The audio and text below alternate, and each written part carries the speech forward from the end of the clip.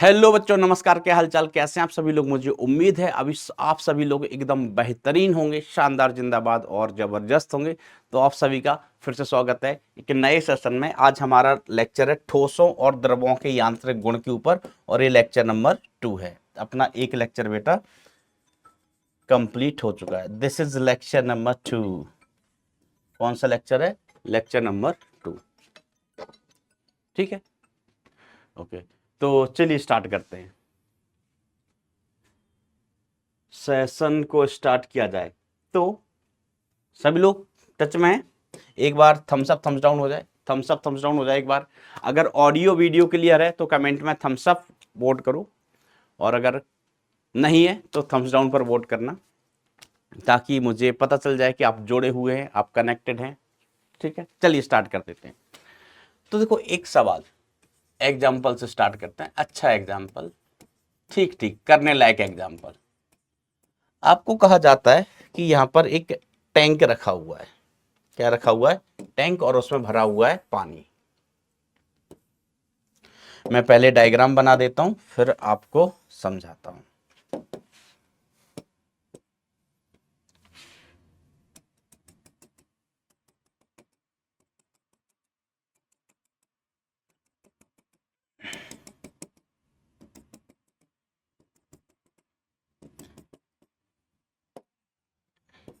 एक हमारे पास टैंक है। अब आपसे कहा जाता है, सवाल ये है, ठीक है, इसमें पानी भरा है, इसका घनत्व तो कितना है? रो है। सवाल ये है कि टैंक में कहां होल किया जाए, होल किया जाए ताकि टैंक से बाहर आने वाले पानी की क्षैतिज परास अधिकतम हो। क्षैतिज परास मैक्सिमम हो, मैक्सिमम हो। टैंक से बाहर आने वाले पानी की क्षैतिज परास कैसी हो बेटा? मैक्सिमम हो। ठीक है, तो आइए अपन मान लेते हैं होल हमने यहां पर किया है। इसकी टोटल हाइट कितनी है? टोटल हाइट ले लीजिए बेटा h। टोटल हाइट h ले लो बेटा। टैंक में h हाइट तक पानी भरा हुआ था। ठीक है, हमने होल यहां पर किया, यहां से कितनी ऊंचाई पर? 22 ऊंचाई पर। कितनी ऊंचाई पर होल किया अपन ने? यहां से कह दो, या चलो यहां से कह दो कि 22 गहराई पर हमने होल किया है। अब देखो सवाल क्या, सवाल समझिए, सवाल को समझिए। ठीक है, कि यहां से पानी गिरा, यहां से क्या हुआ बेटा? पानी बाहर निकलेगा। पानी की वेलोसिटी मान लीजिए कितनी भी है। अब पानी नीचे जैसे गिरेगा, पानी नीचे गिरेगा। ठीक है, तो ये पानी गिरने की क्षैतिज परास हो गई। ये क्या हो गई? रेंज हो गई, क्षैतिज परास। ठीक है, अब हमें ये पता करना कि होल किस जगह किया जाए। यहां करें, यहां करें, यहां करें, यहां करें, यहां करें, यहां करें, यहां करें, कि परास मैक्सिमम हो, पानी मैक्सिमम दूर गिरे। ये बड़ा प्रैक्टिकल सवाल है, बड़ा प्रैक्टिकल सवाल। ठीक है, जैसे हमने कहा कि मान लीजिए अपना पानी का टैंक है, पानी का टैंक है, पूरा भरा हुआ है, पूरा भरा हुआ है। अब हमने एक चाकू लिया या कोई यंत्र लिया, कील लिया, कील से इसमें होल कर दिया। होल करेंगे तो पानी गिरेगा, पानी गिरेगा नीचे। अब हम ये चाहते हैं कि होल किस जगह किया जाए ताकि पानी मैक्सिमम दूर जाके गिरे, पानी अधिकतम दूर जाके गिरे। ठीक है, तो हमने मान लिया कि होल कहां पर किया है? 22 गहराई पर। 22 गहराई पर। आंसर मैं बता दूं, आंसर याद रखना, शायद काम आ जाए डायरेक्ट। ठीक बीच में करो, ठीक बीच में, h/2 पर, h/2 पर। अब मैं इसको कैलकुलेट करके भी बताता हूं। अब यहां से जो वेग है वो x दिशा में, y दिशा में कोई वेग नहीं, और वेग का मान कितना होगा? √2gh होगा, √2g/। कितने गहराई पर होल है? 22 गहराई पर, तो वेग का मान कितना हो गया? √2g/। टैंक बड़ा है, टैंक बड़ा है, होल का एरिया बहुत कम है। होल का एरिया कैसा है बेटा? बहुत कम। अब हमें एक्स दिशा का विस्थापन लिखना है। क्या लिखना है बेटा? एक्स दिशा का विस्थापन। तो s x is equal to अपन क्या लिखेंगे? U x into t plus half a x into t square. अब एक्स दिशा में बेटा त्वरण कितना होता है? सर एक्स दिशा का त्वरण होता है शानदार 0। तो एक्स दिशा का विस्थापन, जिसको हम क्या कह रहे हैं? रेंज कह रहे हैं दोस्तों, परास कह रहे हैं, ये कितना हो जाएगा? v into T. वेग कितना है एक्स दिशा में? v है इंटू टी, है ना। v कह दो, u कह दो, क्या फर्क पड़ता? चलो यू एक्स इंटू टी कह दो। तो r का मान कितना आ जाएगा? r का मान आ जाएगा under the root 2g bye, और यहां से यहां पानी पहुंचने में कितना टाइम लगेगा? तो टाइम अपन कैसे कैलकुलेट करते हैं? याद करो, बाई दिशा का वेग 0 है, बाई दिशा का वेग 0 है, तो पानी को यहां से यहां तक पहुंचने में जो समय लगेगा वो कितना हो जाएगा? इस हाइट की वैल्यू कितनी हो जाएगी? h minus y. इस हाइट की वैल्यू कितनी हो गई बेटा? h minus Y. टोटल कितना है? h, ये कितना है? वाई, तो ये कितना बचा? h minus y. तो जो समय आएगा पानी को नीचे पहुंचने में लगा समय, वो हो जाएगा under the root 2h। h की जगह अपन क्या लिखेंगे? h minus y, h minus y upon g, under the root 2h by g. h क्या होता था कि कितना नीचे आना है, तो पानी को कितना नीचे आना है? h माइनस वाई नीचे आना है, ठीक है। t का मान रख दो under the root 2 capital H minus y upon g, यही समय होता था। अब अपन एक काम करते हैं, यहां पर r की वैल्यू निकालते हैं। तो r की वैल्यू कितनी आ गई? ठीक है, g से g कैंसिल आउट हो जाएगा, यहां 2 बाहर आ जाएगा, रूट के अंदर बचेगा, रूट के अंदर बचेगा ये h minus y into y, h minus y into y. ठीक है, ये हमें r मिल गई है, परास मिल गई है। अब इस परास को बेटा हमें मैक्सिमम कराना है, इस परास को बेटा हमें क्या करवाना है? मैक्सिमम करवाना है। तो मैक्सिमम मिनिमा के लिए अपन क्या करते हैं? डिफरेंशिएशन का उपयोग करते हैं। अपन क्या करते हैं बेटा? डिफरेंशिएशन का यूज करते हैं। तो देखिए दोस्तों, अपन क्या करेंगे यहां पर? D r upon d y, हमें बाई का मान ज्ञात करना है जिसके लिए आर मैक्सिमम हो, बाई का मान ज्ञात करना है जिसके लिए आर मैक्सिमम हो। तो अपन क्या करेंगे? D r upon d y निकालेंगे, इसका मान 0 के बराबर कर देंगे। तो डिफरेंशिएट करें, डिफरेंशिएशन करें, इसको थोड़ा सा ऐसा और लिख लो कि r इज इक्वल टू 2 तो कांस्टेंट है ही, 2 कांस्टेंट है, r स्क्वायर कर दूं क्या? चलो बना रहने दो, बना रहने दो। ये अंदर इसका गुणा कर लो under the root h into y minus y square, minus y square. ठीक है, इस तरीके से अपन ने लिख लिया। अब हमें इसका डिफरेंशिएशन करना है। डी अपॉन डी वाई, इधर ये 2 under the root h y minus y square is equal to 0। तो 2 तो कांस्टेंट है, वो 0 में चला जाएगा। अब हम इसका डिफरेंशिएशन करेंगे, तो पहले घात का डिफरेंशिएशन करेंगे, तो 1/2 आगे आएगा घात का डिफरेंशिएशन। रूट का मतलब घात कितना हो गया? 1/2। डिफरेंशिएशन करना, आप एक्सपर्ट हैं इसमें। और ये कितना हो जाएगा? h into y minus y square, इसकी घात -1/2 बचेगा, और गुणा में अपन इसका भी डिफरेंशिएशन करेंगे, इसका। तो h कांस्टेंट y का डिफरेंशिएशन y के सापेक्ष कितना हो गया? 1 हो गया, माइनस का 2 इंटू वाई हो गया बराबर 0। तो ये सारी चीज आके 0 में चली गई, ये चीज आके 0 में चली गई। ठीक है, अब हमारे पास क्या बचा? यहाँ से h minus 2y is equal to कितना हो गया? 0। तो h इज इक्वल टू कितना आ गया? 2y आ गया। और यहाँ से अगर हमें y की वैल्यू निकालनी है, y की वैल्यू आ गई h/2। तो होल कहाँ करना है? ठीक बीच में, ठीक, h/2 पर।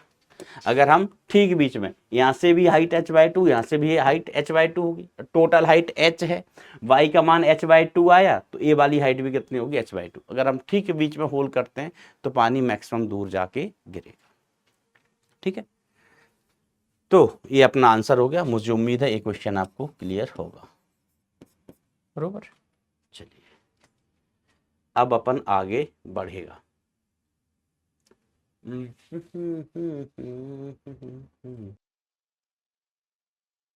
चलिए बच्चों अपन आगे बढ़ते हैं। आगे बढ़ते हुए एक ये सवाल, शायद मैंने आपको होमवर्क दिया हुआ था, मैंने ये सवाल शायद आपको होमवर्क में दिया हुआ था कि भिन्न धातुओं की दो छड़ें जिनका अनुप्रस्थ काट का क्षेत्रफल ए समान है, चित्रानुसार दो विशाल दीवारों के बीच रखी गई हैं। दो विशाल दीवारों के बीच रखी गई हैं। पहली छड़ की लंबाई L1, रेखीय प्रसार गुणांक अल्फा 1 है। पहले छड़ की लंबाई कितनी है? L1, रेखीय प्रसार गुणांक कितना है? अल्फा 1। यंग प्रत्यास्थता गुणांक कितना है? y1 है। दूसरी छड़ के लिए संगत राशियां L2 अल्फा 2 और ये y2 होना चाहिए यंग मापांक। अब दोनों छड़ों का ताप T डिग्री सेंटीग्रेड से बढ़ाया जाता है, तो वह बल ज्ञात कीजिए जिससे छड़ें उच्च ताप पर एक दूसरे पर कार्य करती हैं। देखो सवाल क्या है, इधर से फिक्स्ड है, इधर से क्या है बेटा? ये फिक्स्ड है, ठीक है। हम इसको गर्म करेंगे, इस सिस्टम को अपन क्या करेंगे? गर्म करेंगे, ठीक है। तो होगा क्या? वैसे तो दोनों ही छड़ें प्रसार करना चाहेंगी, ये भी फैलना चाहेगी, ये भी फैलना चाहेगी, लेकिन ये जगह फिक्स्ड है, ये रिजिड दीवार है ना। रिजिड मतलब दृढ़ दीवारें हैं, तो ये भी फैलेगी, ये भी फैलेगी, तो दीवारों को दूर जाना पड़ेगा, लेकिन दीवार दूर जा नहीं पाएंगी। तो जिस रॉड की फैलने की प्रवृत्ति ज्यादा होगी उसकी बात चलेगी। फैलना इसको भी है, फैलना इसको भी है।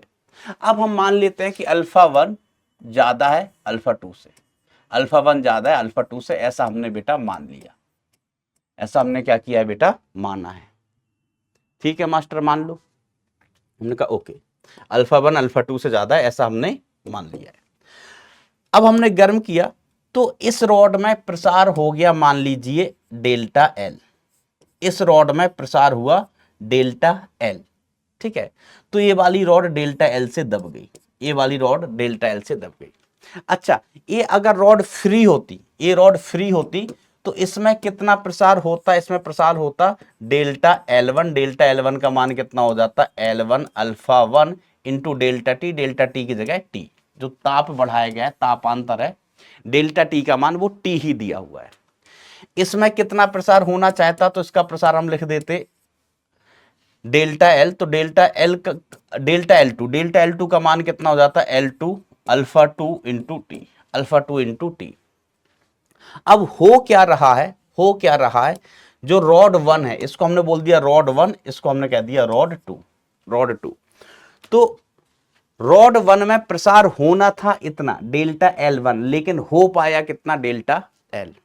और इसमें प्रसार होना चाहता था डेल्टा L2, लेकिन प्रसार होने की बजाय, फैलने की बजाय इसको दबना पड़ा डेल्टा L। अब याद करो कि अपन लिखते थे प्रतिबल, या प्रतिबल लिख लो या बल लिख लो, F इज इक्वल टू अपन क्या लिखते थे? या ऐसे लिख लो, यंग मापांक इज इक्वल टू अपन क्या लिखते थे? Force upon area, force upon area. प्रतिबल ही लिख लें, force upon area is equal upon वो लंबाई, ध्यान देना, upon delta L by L लिखते थे। डेल्टा L लंबाई में परिवर्तन, लंबाई में परिवर्तन, या हम कहें वो लंबाई में परिवर्तन, वो लंबाई में चेंज जो प्राप्त नहीं हो पाई, जो प्राप्त नहीं हो पाई, डिवाइडेड बाय L। ठीक है, ये सर क्या लिख दिया आपने? हमने कहा देखो यंग मापांक इज इक्वल टू, अपन ऐसे लिखते थे ना, प्रतिबल बटे विकृति, या फोर्स अपॉन एरिया बटे डेल्टा L बाय L, ये सूत्र होता था, ये सूत्र होता था। फिर इसमें जो डेल्टा L अपन लिखते थे, डेल्टा L क्या लिखते थे? कि वो लंबाई जो रॉड प्राप्त करना चाहती थी लेकिन प्राप्त नहीं कर पाई। हमने आपको बताया कि स्ट्रेस, स्ट्रेस टेंशन किसके कारण आता है? स्ट्रेस या टेंशन उसके कारण आता है कि अपना जो टारगेट होता है, जो अपना टारगेट है, ठीक है, वो कितने नंबर से या कितनी मात्रा से अचीव नहीं कर पाए अपन। फॉर एग्जाम्पल, मैंने आपको एग्जाम्पल के लिए बताता हूं कि मान लीजिए आपका 100 नंबर का पेपर था, 100 नंबर का पेपर था, आपका टारगेट था, आपका टारगेट था चलो 80, ऐसे मान लिया। हाँ, तुम्हारा 100 हो सकता है, बिल्कुल बिल्कुल हो सकता है, 100 ही होना चाहिए, लेकिन मान लीजिए हमारा टारगेट कितना है? 80 है, बरोबर। अब हमारे नंबर 80, हमारा टारगेट है, हमारे नंबर आ गए 80, हमारे नंबर आ गए 80। टेंशन होगी क्या? नहीं होगी। स्ट्रेस होगा क्या? नहीं होगा। हमारे नंबर आ गए 81। टेंशन होगा क्या? नहीं होगा। नंबर आ गए 85, स्ट्रेस होगा क्या? नहीं होगा, क्योंकि हमारा टारगेट कितना था 80, हमारे आ गए 85, ज्यादा ही आ गए, टेंशन नहीं होगा। हमें स्ट्रेस कब आएगा कि हमारा टारगेट 80 था लेकिन हमारे नंबर आए मान लीजिए 75, हमारे नंबर आए 75, तो हमें बताओ कितने नंबर से स्ट्रेस आएगा, कितने नंबर का टेंशन होगा, कितने नंबर के कारण अपन दुखी होंगे, कितने नंबर के कारण बेटा अपन दुखी होंगे, बताइए।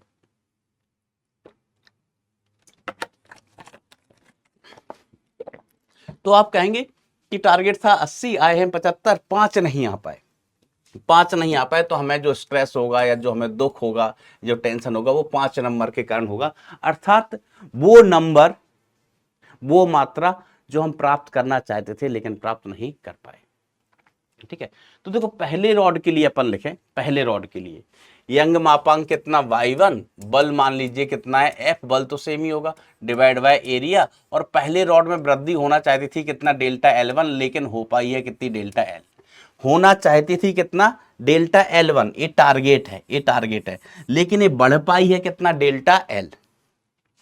अगर ये फ्री होती, यहां पर कोई रॉड नहीं होता, तो फिर अगर यहां पर कोई रॉड नहीं होता, ये फ्री होता, तो डेल्टा L1 लंबाई में वृद्धि हो जाती, लेकिन बेटा यहां पर रॉड है, इसको फैलने से रोकेगी, रोकेगी क्योंकि बीच में रॉड है भाई, ये दब रही है तो विरोध करेगी ना, तो ये दब पाई है कितना डेल्टा L, मतलब ये फैल गई है कितना डेल्टा L, तो फैलना कितना चाहती थी, फैलना चाहती थी डेल्टा L1, लेकिन फैल पाई है डेल्टा L डिवाइड बाय वास्तविक लंबाई L1। ये पहले वाले रॉड के लिए हो गया। ठीक है, यहां से हम इसको ऐसे भी लिख सकते हैं कि force upon area is equal to कितना हो जाएगा, यंग मापांक y1 into delta L1 minus delta L divide by L1। ये हमने कहा समीकरण नंबर 1 हो गया। अब दूसरी रॉड के लिए, दूसरी रॉड में आप कमेंट में बताओ कितने मार्क्स के कारण टेंशन आएगा, कितने मार्क्स के कारण टेंशन आएगा। ठीक है, तो ध्यान देना, ये तो फर्स्ट रॉड के लिए हो गया, रॉड 1, रॉड 1। ठीक है, जब हम बात करेंगे रॉड 2 की, रॉड 2 ध्यान दीजिएगा, तो हम कहेंगे रॉड 2, रॉड 2 डेल्टा L2 बढ़ना चाहती थी, बढ़ना चाहती थी, लेकिन डेल्टा L दब गई, दब गई। समझना, आपका टारगेट था 80 नंबर, आपका टारगेट था 80 नंबर, लेकिन आपका नहीं किसी और का, आप तो इंटेलिजेंट हो, नहीं हो के, आपका टारगेट था 80 नंबर लेकिन आए -10 नंबर, आए हैं -10 नंबर। ठीक है, किसी बालक के, है ना, किसी बालक के, तो उसको स्ट्रेस किसके कारण है, तो चाहता था 80, आए हैं -10 और नेगेटिव में चले गया, तो स्ट्रेस किसके कारण, 90 के कारण। स्ट्रेस का कारण कितने नंबर हुआ, 90 नंबर। ठीक है, तो यहां पर वो लंबाई जिसके कारण,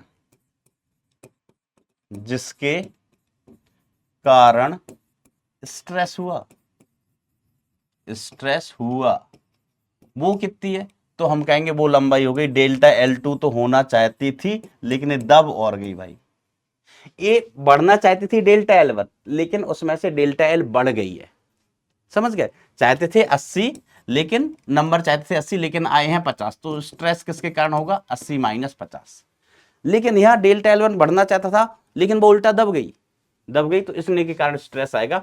तो यहां पर अपन ऐसे लिख लेते हैं, यंग मापांक y2 is equal to force upon area divide by delta L2 plus delta L divide by L2। ठीक है, आप लिख सकते हैं force upon area is equal to young मापांक y2 into delta L2 plus delta L divided by L2, divide by कितना हो गया L2। इसको हमने कह दिया समीकरण नंबर 2। अब समीकरण 1 व 2 को बराबर कर दो, समीकरण 1 व 2 को बराबर कर दो, तो हमें डेल्टा L का मान मिल जाएगा। देखो हमें चाहिए है F, है ना, इसमें क्या क्या अज्ञात है, 2 समीकरण है हमारे पास, अज्ञात क्या क्या है, F डेल्टा L, यहां पर भी अज्ञात क्या है, F डेल्टा L। दो समीकरण, दो अज्ञात राशियां हैं, तो हम पहले क्या करते हैं, इसको गायब कर देते हैं, एफ को। समीकरण 1 2 से अपन देखें तो यहाँ एफ अपॉन ए है, यहाँ एफ अपॉन ए है, तो आप देखना समीकरण 1 व 2 से, समीकरण 1 व 2 से अपन क्या लिखेंगे, y1 into delta L1 minus delta L divide by L1 is equal to y2 delta L2 plus delta L divide by L2 divided by L2। ठीक है, सुन रहे हो ना बेटा ध्यान से। अब देखो डेल्टा एल का मान निकालना है, सर क्या करें, डेल्टा एल का मान निकालने के लिए हम तो फंस गए, तो फंस क्या गया, इनको सिंप्लीफाई करना पड़ेगा भाई, इसको क्या करना पड़ेगा, सिंप्लीफाई करना पड़ेगा। इसको सिंप्लीफाई करके डेल्टा एल निकाल लोगे, सर नहीं निकाल पाएंगे। हमने कहा निकाल लोगे, तुम तेज हो, निकाल लोगे। देखो एक काम करता हूं, यहां से y1 अपॉन y2 ये बना रहने दूं, इसको अपॉन में कर लेते हैं, इसको इसके अपॉन में ले आओ, delta L1 minus delta L divided bye, calculation है आपका अपना चॉइस है कैलकुलेशन करने का, y1 इज इक्वल टू यहाँ delta L2 plus delta L divided by L2 upon y2। अब इनका अलग अलग भाग कर दो, तो ये क्या आ गया, delta L1 divided by L1 upon y1 minus delta L divide by L1 y1 is equal to delta L2 divided by L2 y2 plus delta L divided by L2 y2, है ना। डेल्टा L1 डेल्टा L2 के मान हमारे पास हैं, L alpha delta T। अब इसको हम इधर लेके आते हैं, इसको हम इधर लिए जाते हैं, तो अब हमें ये क्या मिलेगा, इसको ऊपर लिए जाएं क्या, सर लिए जाओ, लेके जाओगे ऊपर, कुछ फायदा होगा, जिंदगी की न टूटे लड़ी, सवाल सॉल्व कर लो घड़ी दो घड़ी, चलो लिए जाओ ऊपर। तो ये आ जाएगा y1 into delta L1 divide by L1 minus, इसको उस तरफ लेके जाओ तो delta L2 into y2 divide by L2 is equal to, यहां से डेल्टा L कॉमन आ जाएगा, इसको हम इधर लेके आ रहे हैं, डेल्टा L कॉमन आ जाएगा और यहां से क्या बचेगा, y1 upon L1 plus y2 upon L2। अब यहां पर चलो हम L1 का मान लिख देते, तो ये L1 y1 ये L1 alpha 1 t, delta t कितना है, t ही दिया है, अपॉन L1 माइनस L2 की जगह अपन क्या लिखेंगे, L2 alpha 2 y2 divided by L2। Is audio video clear, चलिए is equal to a delta L, और इसको लिख लो y1 upon L1 plus y2 upon L2। Calculation करने का अपना तरीका हो सकता है, हमें बस डेल्टा L चाहिए, इससे ये गया और इससे ये गया, ठीक है, ये L2 alpha 2 y2 into T भी आएगा, क्या आएगा, टी। चलिए दोस्तों, तो डेल्टा L का मान हमें यहां से मिल जाएगा, delta L is equal to, ध्यान दीजिएगा, delta L is equal to, ये सब कट गया, यहां से बचा है y1 alpha 1 into t minus y2 alpha 2 into t divided by y1 L1 plus y2 L2। ये हमें डेल्टा L मिल गया, लंबाई में परिवर्तन। अब डेल्टा L का मान किसी भी एक समीकरण में रख दो, चाहे पहले में चाहे दूसरे में, किसी भी एक समीकरण में रख दो, ठीक है, F का मान मिल जाएगा। किसका मान मिल जाएगा बेटा, F का मान मिल जाएगा, ठीक है। जैसे पहला समीकरण क्या है, हमने कहा F upon A is equal to y1 into delta L1 minus delta L divided by what, L1, ठीक है। अब इसमें से हमें F चाहिए, डेल्टा L1 का मान हमारे पास है कितना, L1 alpha 1 into T, L1 alpha 1 into T. Delta L का मान इतना बड़ा हमारे पास ऑलरेडी लिखा हुआ है, ऑलरेडी लिखा हुआ है। तो यहाँ डेल्टा L1 और डेल्टा L1 और डेल्टा एल की वैल्यू पुट करेंगे तो इस इक्वेशन से बेटा हम सिंप्लीफाई करके एफ का मान निकाल सकते हैं। एफ का मान आप निकाल सकते हैं, एफ ही अज्ञात बचा है। ठीक है, थोड़ी सी कैलकुलेशन होगी। ठीक है, या हो सकता है आपको कैलकुलेशन करने का और कोई तरीका सूझ रहा हो और कोई तरीका समझ आ रहा हो तो आप उससे कर सकते हैं। फिलहाल मुझे यही तरीका समझ में आया इसलिए मैंने इसी से कर दिया है ना। वैसे कुछ ऐसा है नहीं, इसका मान रखोगे तो आ जाएगा। आंसर यहां पर लिखे हुए हैं। ठीक है, ये वैल्यू पुट करोगे ना तो कुछ कुछ L1 upon by 1 plus L2 upon by 2 simplify करके आ जाएगा। एक बार देख लेना, एक बार देख लेना, है ना। कोई कैलकुलेशन में अगर हमने मिस्टेक कर दी है तो कर दी हो बाय द वे तो सही कर लेना, क्योंकि L1 अपॉन में ही बाई 1 जाएगा, ये L2 अपॉन में ही बाई 2 जाएगा। ठीक है, फिर हमने इसको अलग भाग किया, इसको अलग भाग किया। ठीक है, ये हो गया, ये हो गया, इसको इधर लेके गए। इस तरीके से बेटा ये हमें वैल्यू मिल गई है। Delta L1 by 1 delta L minus L1। ठीक है, कैलकुलेट कर लेना भाई। अगर कैलकुलेशन में कोई हमने मिस्टेक कर दी हो, मिसप्रिंट कर दी हो तो उसको सही कर लीजिएगा। डेल्टा L1 की वैल्यू ये रखेंगे, माइनस डेल्टा एल की वैल्यू वो रखेंगे, तो माइनस माइनस वो हो जाएगा प्लस, एक कुछ कट कट हो जाएगा। ठीक है, आ जाएगा, वैल्यू आ जाएगा एफ का। और दूसरे पार्ट में ठीक है, कोई कैलकुलेशन अगर प्लस माइनस हो भाई तो चेक कर लेना। दूसरे पार्ट में क्या कहा जाता है, उच्च ताप पर क्षणों की लंबाई है।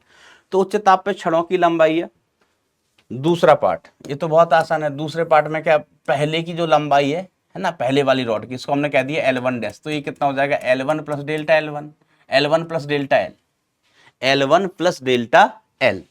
लंबाई में परिवर्तन कितना हुआ, डेल्टा एल, और पहले की लंबाई डेल्टा एल से बढ़ गई है। दूसरे की अगर अपन लंबाई लिखें, बी पार्ट है, बी पार्ट L2 डैश, तो ये कितना हो जाएगा L2 प्लस नहीं माइनस, ये घट गई है L2 माइनस डेल्टा एल, बरोबर। ये चीज मेन चीज क्या, डेल्टा एल निकालना, एफ निकालना, काम हो गया। अब इसको भी सिंप्लीफाई करना है तो डेल्टा एल का मान हमारे पास है, डेल्टा एल का मान रखेंगे तो L1 डैश मिल जाएगा। यहां से L2 डैश चाहिए तो डेल्टा एल का मान हमारे पास है, वैल्यू पुट करेंगे आपको आंसर मिल जाएगा, है ना। एक बार इसमें कैलकुलेशन में देख लेना, मुझे ऐसा लग रहा है कि कुछ कुछ हमने जादू तो नहीं कर दिया। वैसे हमको लग तो रहा है कि हमने जादू नहीं किया है। बाई 2 गया ऊपर, ये बाई 1 गया ऊपर। ठीक है, नीचे L1 अब जो कैलकुलेशन है भाई, कॉन्सेप्ट हमने समझा दिया। वैसे सही है कैलकुलेशन, फिर भी अगर कुछ प्लस माइनस हो, यू गाइज आर इंटेलिजेंट, है ना। कैलकुलेशन बेटा आपका पार्ट होता है ना, कैलकुलेशन किया करो। चलिए,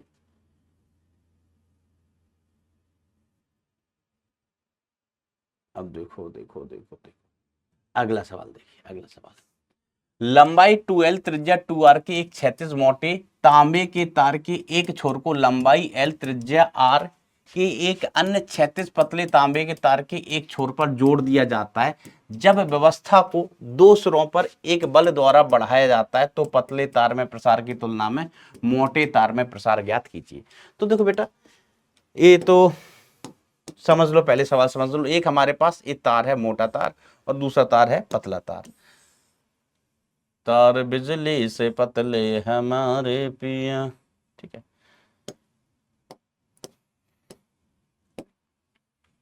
ऐसे दो तार हैं, तार बिजली से पतले हमारे पिया,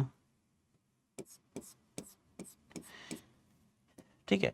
अब इन पर बल लगाया जाता है, दोनों सिरों पर एक बल द्वारा बढ़ाया जाता है। दोनों सिरों पर बल लगा रहे हैं, यहां पर बल कितना F और यहां पर भी बल कितना बेटा F, यहां पर भी बल कितना हो गया F हो गया, ठीक है। तो हमें लंबाई में परिवर्तन ज्ञात करना है, ठीक है, आपेक्षिक परिवर्तन।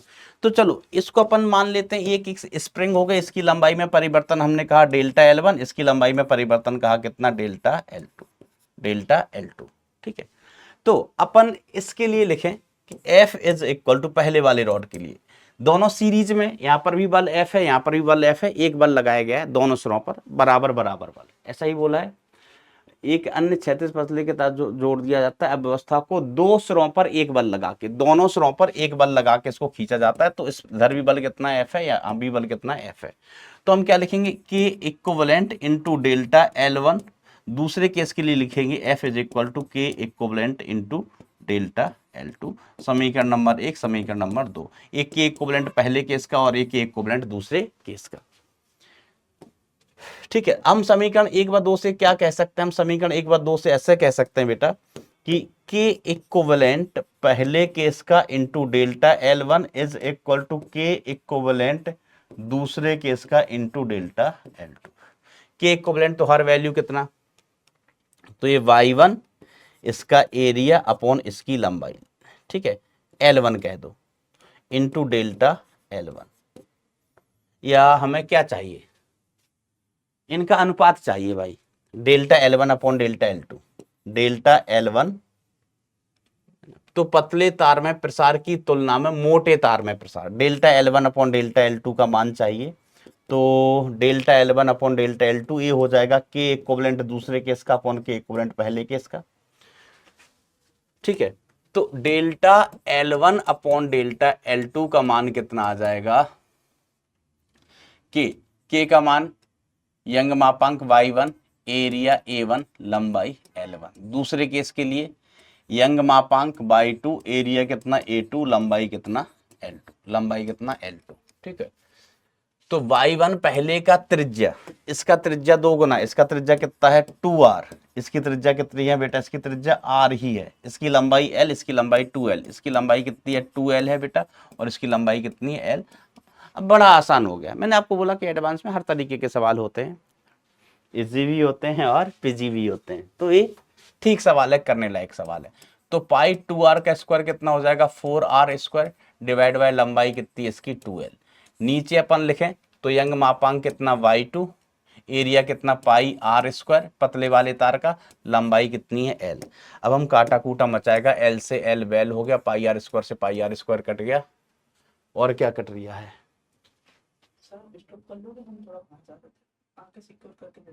अच्छा, हाँ मैं कर दूंगा ना, हाँ कोई दिक्कत नहीं है, हाँ बिल्कुल बिल्कुल, मैं ये भी एक्सपोर्ट करता हूँ। चलिए चलिए,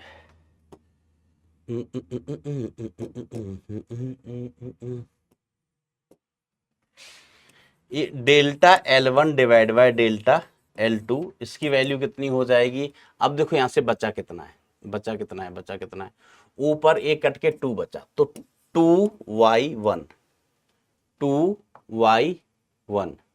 डिवाइडेड बाय y2, और कुछ बचा है क्या, नहीं बचा है।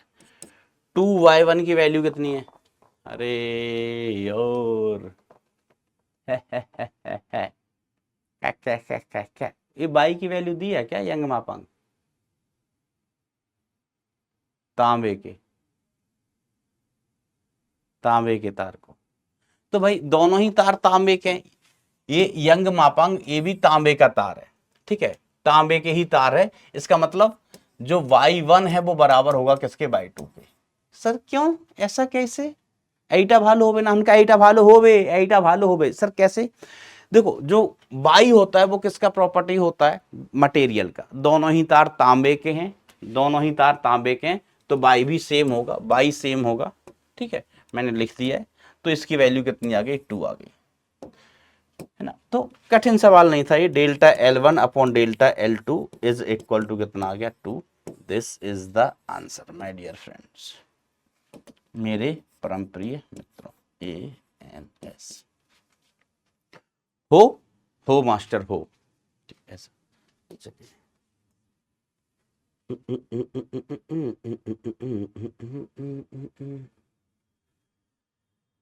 अगला सवाल देखिए, कहा जाता है एक घनीय ठोस एल्यूमिनियम ब्लॉक, एल्यूमिनियम का घनाकार ब्लॉक है, बल्क मापांक कितना होता है इसका मान दिया गया है ना, बल्क मापांक का मान यही होता है, पृथ्वी की सतह पर किनारे की लंबाई 1 मीटर है ना, पृथ्वी की सतह पर है, तब किनारे की लंबाई कितना 1 मीटर है। अब कहाँ लेके जाएंगे, पानी आनी में लेके जाएंगे ताकि दाब बढ़े, दाब में परिवर्तन आए।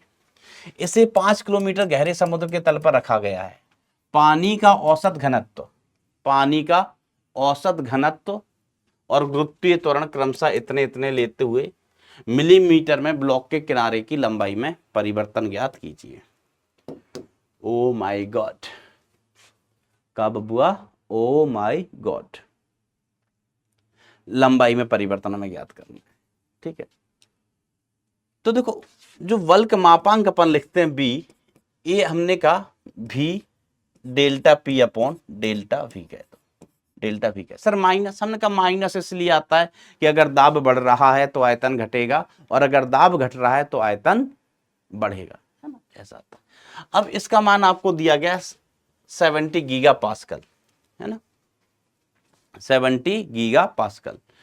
तो इसका मतलब होगा ये हो गया 70 इंटू 10⁹ पास्कल।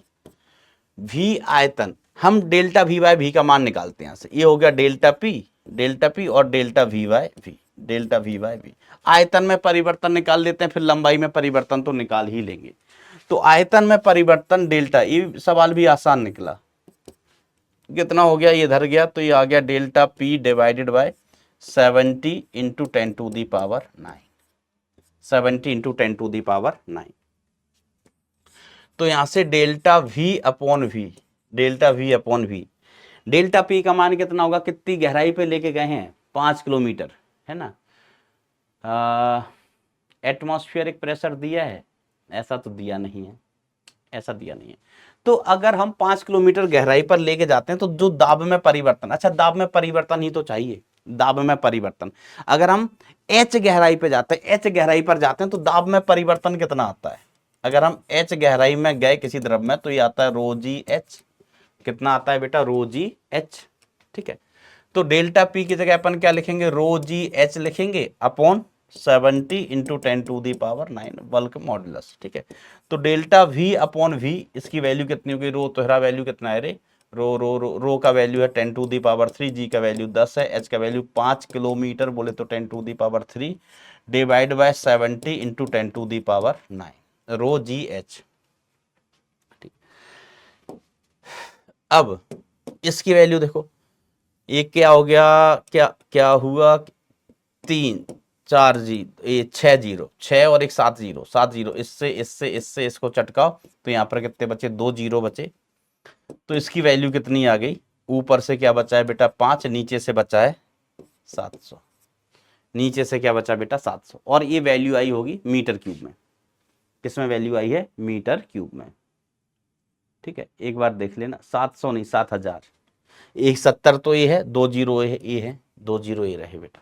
ठीक है, अब डेल्टा वी बाय वी को अपन कैसे लिख सकते हैं, देखो v इज इक्वल टू कितना, l की घात 3, घन का आयतन l की घात 3। अब डेल्टा वी बाय वी कह रहे हैं हम, तो delta v upon v is equal to 3, आगे आ गया भाई, एरर वाला नियम लगा दो, delta l by l, delta l by l, error वाला, v में परिवर्तन delta v by v, l में परिवर्तन डेल्टा एल बाय एल, और एल का उपयोग कितने बार हो रहा है, 3 बार हो रहा है। ठीक है, तो डेल्टा v अपॉन वी, इसकी वैल्यू कितनी हो गई भाई, इसकी जगह अपन क्या लिख सकते हैं, 3 delta l by l, delta l by l is equal to 5 upon 7 into 10⁻3 कह दो, या चलो 10⁻3 कह दो। अगेन कैलकुलेशन एक बार आप और चेक कर लीजिएगा, किलोमीटर का मतलब इतना ही होता है। ठीक है, लंबाई एल है, तो आपको डेल्टा एल का मान चाहिए, किसका मान चाहिए, डेल्टा एल का, भाग दे देना, भाग दे देना। तो यहां से हमें मिलेगा delta l is equal to, ये 5, ऊपर कितना है 5, नीचे 7 या 21 इंटू 10⁻3 इंटू एल, एल का मान तो एक ही दिया है, एल का मान कितना है बेटा, 1 मीटर है, ये एल की वैल्यू है। तो लंबाई में परिवर्तन बेटा यही आ जाएगा, 5 डिवाइड बाय 21 इंटू 10⁻3, ये मीटर में आएगा, ध्यान देना आंसर आपको मिलीमीटर में देना है, आंसर किस में देना है, मिलीमीटर में, बरोबर। तो मिलीमीटर में ही 10⁻³ कर दो, ये 5/21, 5/21 इंटू 10⁻³ मीटर है ना। तो बेसिकली ये मिलीमीटर ही हो गया। ये क्या हो गया बेटा, मिलीमीटर का हो गया बबुआ, मिलीमीटर हो गया। तो ये सवाल भी बेटा करने लायक है। अगला सवाल देखते हैं। ऑर्डर क्या है, ये कितने का था, 13 का, 13 के बाद आ गया सीधा 20, 20 के बाद आ गया अच्छा 14। एक्चुअली ये उस टॉपिक के सवाल है, प्रत्यास्थता के सवाल थे। प्रत्यास्थता छोटा सा टॉपिक है, 2 लेक्चर का टॉपिक है, कम ही सवाल बनते हैं।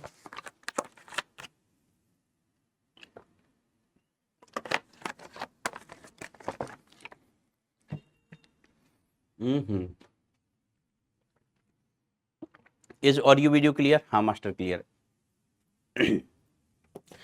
आइए अगला सवाल। एक व्यक्ति जल से भरा पात्र लेकर लिफ्ट में खड़ा है। पात्र की साइड के निचले तल पर एक छिद्र है। लिफ्ट में है भाई साहब, पात्र लेके खड़ा है। जब लिफ्ट विराम अवस्था में, तब छिद्र से बाहर आने वाली जल की धार व्यक्ति से 1.2 दूरी पर लिफ्ट के फर्श पर गिरती है। ठीक है, ओके। लिफ्ट की गति की विभिन्न अवस्थाएं सूची 1 में दी गई हैं तथा दूरी जहां जल की धारा फर्श पर गिरेगी सूची 2 में दी गई है। जोड़ियां मिलाइए, जोड़ियां मिला रहे हैं, और जोड़ियां मिलाने से आसान कुछ नहीं होता भी है। इस दुनिया का सबसे आसान काम है जोड़ियां मिलाना, है ना। ऐसा सूची 1 को सूची 2 से सुलेमित कीजिए। ठीक है सर। तो देखो भाई, एक लिफ्ट है ना, लिफ्ट है।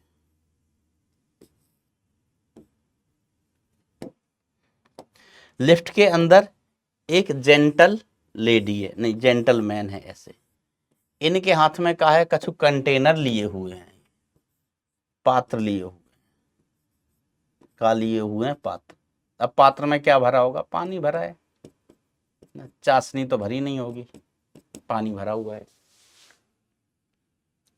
और पात्र की साइड के निचले तल पर छिद्र कहाँ है बेटा, निचले तल पर, यहां पर निचले तल पर छिद्र है।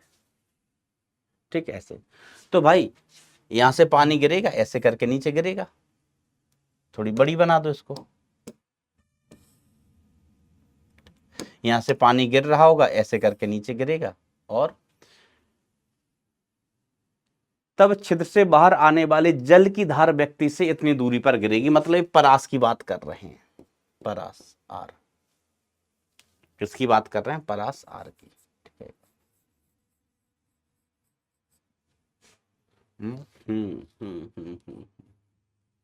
चलो देखते हैं जोड़ियां में कह क्या रहे हैं। जब लिफ्ट ऊपर की ओर गतिशील है तो डी का मान, डी बराबर क्या है, डी हमको लगता है परास ही होना चाहिए। डी क्या होना चाहिए बेटा, परास। ठीक है। तो मान लीजिए इसमें एच हाइट तक पानी भरा हुआ था, इसमें पानी के साइड तक भरा हुआ था एच हाइट तक। इसकी ऊंचाई कितनी है, एच, और इस दूरी को मैंने क्या मान लिया बेटा, बाई मान लिया। ये कितनी ऊंचाई पर है, बाई। लेकर खड़ा है, ठीक है, लेकर खड़ा है। अब ये दूरियां दी नहीं गई हैं तो हम मान लेते हैं, फिर देखेंगे। मान लेते हैं कि एक दूरी एच है, एक वाई है, या एक्स वाई कुछ ही मान लो। तो यहां से जो पानी बाहर आ रहा है इसका वेग, ऐसा सवाल अपन ने किया है अभी, √2gh, 2gh। ठीक है। अब इसको पानी को नीचे पहुंचने में जो समय लगेगा वो कितना हो जाएगा, √2h, h की जगह क्या है, y अपॉन जी। तो जो x दिशा का विस्थापन है sx, इसको अपन क्या लिखेंगे, ux into t plus half ax into t square. ये तो भाई सब 0 ही है, तो कोई मतलब नहीं है। तो जो परास है जिसको ये d कह रहे हैं, मैंने r कह दिया, ये क्या कह रहे हैं, इसको d कह रहे हैं। तो d is equal to ux कितना, √2gh इंटू टी कितना है, √2h/g, √2h/g। h का मान कितना है भाई, 2/g। तो जो परास है इसका हम मान ज्ञात करना चाहें तो इसमें तो मजेदार चीज आ गई। ये g से g गायब होगा, 2 2 दूनी 4 into h into by, h into by, ये तो मजेदार रिजल्ट आ गया, 4h इंटू बाय। तो जो परास है वो किस पर निर्भर कर रहा है, h पर y पर, g कट गया, g का कोई रोल ही नहीं है, g का कोई रोल ही नहीं है, ठीक है। अब देखो लिफ्ट में क्या होता है, लिफ्ट में g प्रभावी बदल जाता है, g इफेक्टिव, g इफेक्टिव ये कितना हो जाता है, g इफेक्टिव g प्लस या माइनस से, ठीक है। अगर लिफ्ट रुकी है, लिफ्ट विराम में है या नियत वेग से चल रही है, मतलब त्वरण अगर 0 है तो g प्रभावी g ही रहेगा, ठीक है। लेकिन अगर त्वरण 0 नहीं है तो g प्लस या माइनस है, कि लिफ्ट ऊपर जा रही है तो g प्लस है, लिफ्ट नीचे आ रही है तो g माइनस है। लेकिन यहां पर जो दूरी d है ये g से स्वतंत्र है, या हम कहते हैं g इफेक्टिव से स्वतंत्र है, कोई लेना देना ही नहीं है, जी से स्वतंत्र है। मजो आ गयो, मजो आ गयो, मजो आ गयो, क्या आ गयो, मजो आ गयो। तो पहला केस, लिफ्ट ऊपर की दिशा में त्वरित है तब भी दूरी 1 ही रहेगी, तो p का 1, p का 1, ठीक है, p का 1, p का 1, p का 1 एक में ही है, थर्ड वाला आंसर चेक कर लो, p का 1 एक में ही है, ये आंसर इतना डिपेंड ही नहीं कर रहा है। लिफ्ट त्वरित गति से नीचे की ओर गतिशील है, गतिशील है, तो लिफ्ट त्वरित गति से नीचे की ओर गतिशील है, ठीक है, तथा उसके त्वरण का मान g से कम है, g से कम है, ठीक है। तो भाई फर्क ही नहीं पड़ रहा है, फर्क ही नहीं पड़ रहा है, g पे डिपेंड ही नहीं कर रहा है, तो इसका आंसर भी यही होगा, 1 ही होगा। जी पे डिपेंड ही नहीं कर, लिफ्ट ऊपर की ओर एक समान चाल से गतिमान है, एक समान चाल से गतिमान है, तो जी इफेक्टिव जी हो जाएगा, जी प्रभावी किसके बराबर हो जाएगा, जी के बराबर हो जाएगा, जी प्रभावी किसके बराबर, जी के बराबर, ठीक है। लेकिन जी पर निर्भर ही नहीं कर रहा है, तो इसका भी पहला ही होगा, पी का पहला, क्यू का पहला, आर का पहला। लिफ्ट स्वतंत्र रूप से गिर रही है, जब लिफ्ट स्वतंत्र रूप से गिरेगी, भाई साहब इसको ध्यान देना, स्वतंत्र रूप से गिर रही है तो जी प्रभावी कितना हो जाता है, g effective is equal to 0। Sir कैसे स्वतंत्र रूप से नीचे गिर रही है, तो जी इफेक्टिव अपन क्या लिखते हैं, जी माइनस ए लिखेंगे, तो स्वतंत्र रूप से नीचे गिर रही है तो ये g minus g is equal to 0 हो गया। अब दाब ही नहीं है तो पानी बाहर नहीं निकलेगा, दाब ही नहीं है तो पानी बाहर नहीं निकलेगा। ये क्या कह दिया, ये बात समझना आई। हमने कहा देखो सुन, अलग अलग तरीके से आप इसको देख सकते हैं। एक तो पहले कि जो दाब होता है ना, ये दाब अंतर के कारण कैसे बात करूं, कई तरीके हैं वैसे समझने के, किस तरीके से समझा दूं कि देखो जो दाब में परिवर्तन आता है ना, डेल्टा पी, डेल्टा पी, ठीक है, वो रो जी एच या जी प्रभावी कह दो इंटू एच। अब जी प्रभावी कितना हुआ, 0 हुआ, जी प्रभावी अगर 0 है तो डेल्टा पी बराबर 0, डेल्टा पी बराबर 0, तो दाब में कोई चेंज ही नहीं आएगा। कहाँ, ऊपर से नीचे जाने पर। ये टैंक है, टैंक है, आप ऐसे समझ लो,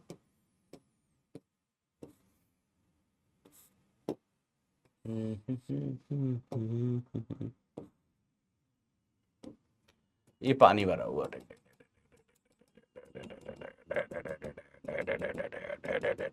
ऐसा, यहां पर किए रहे बेटा हम एक होल, यहां पर हमने एक होल किया, ठीक है, तो यहां का दाब कितना, PATM, PATM, ठीक है।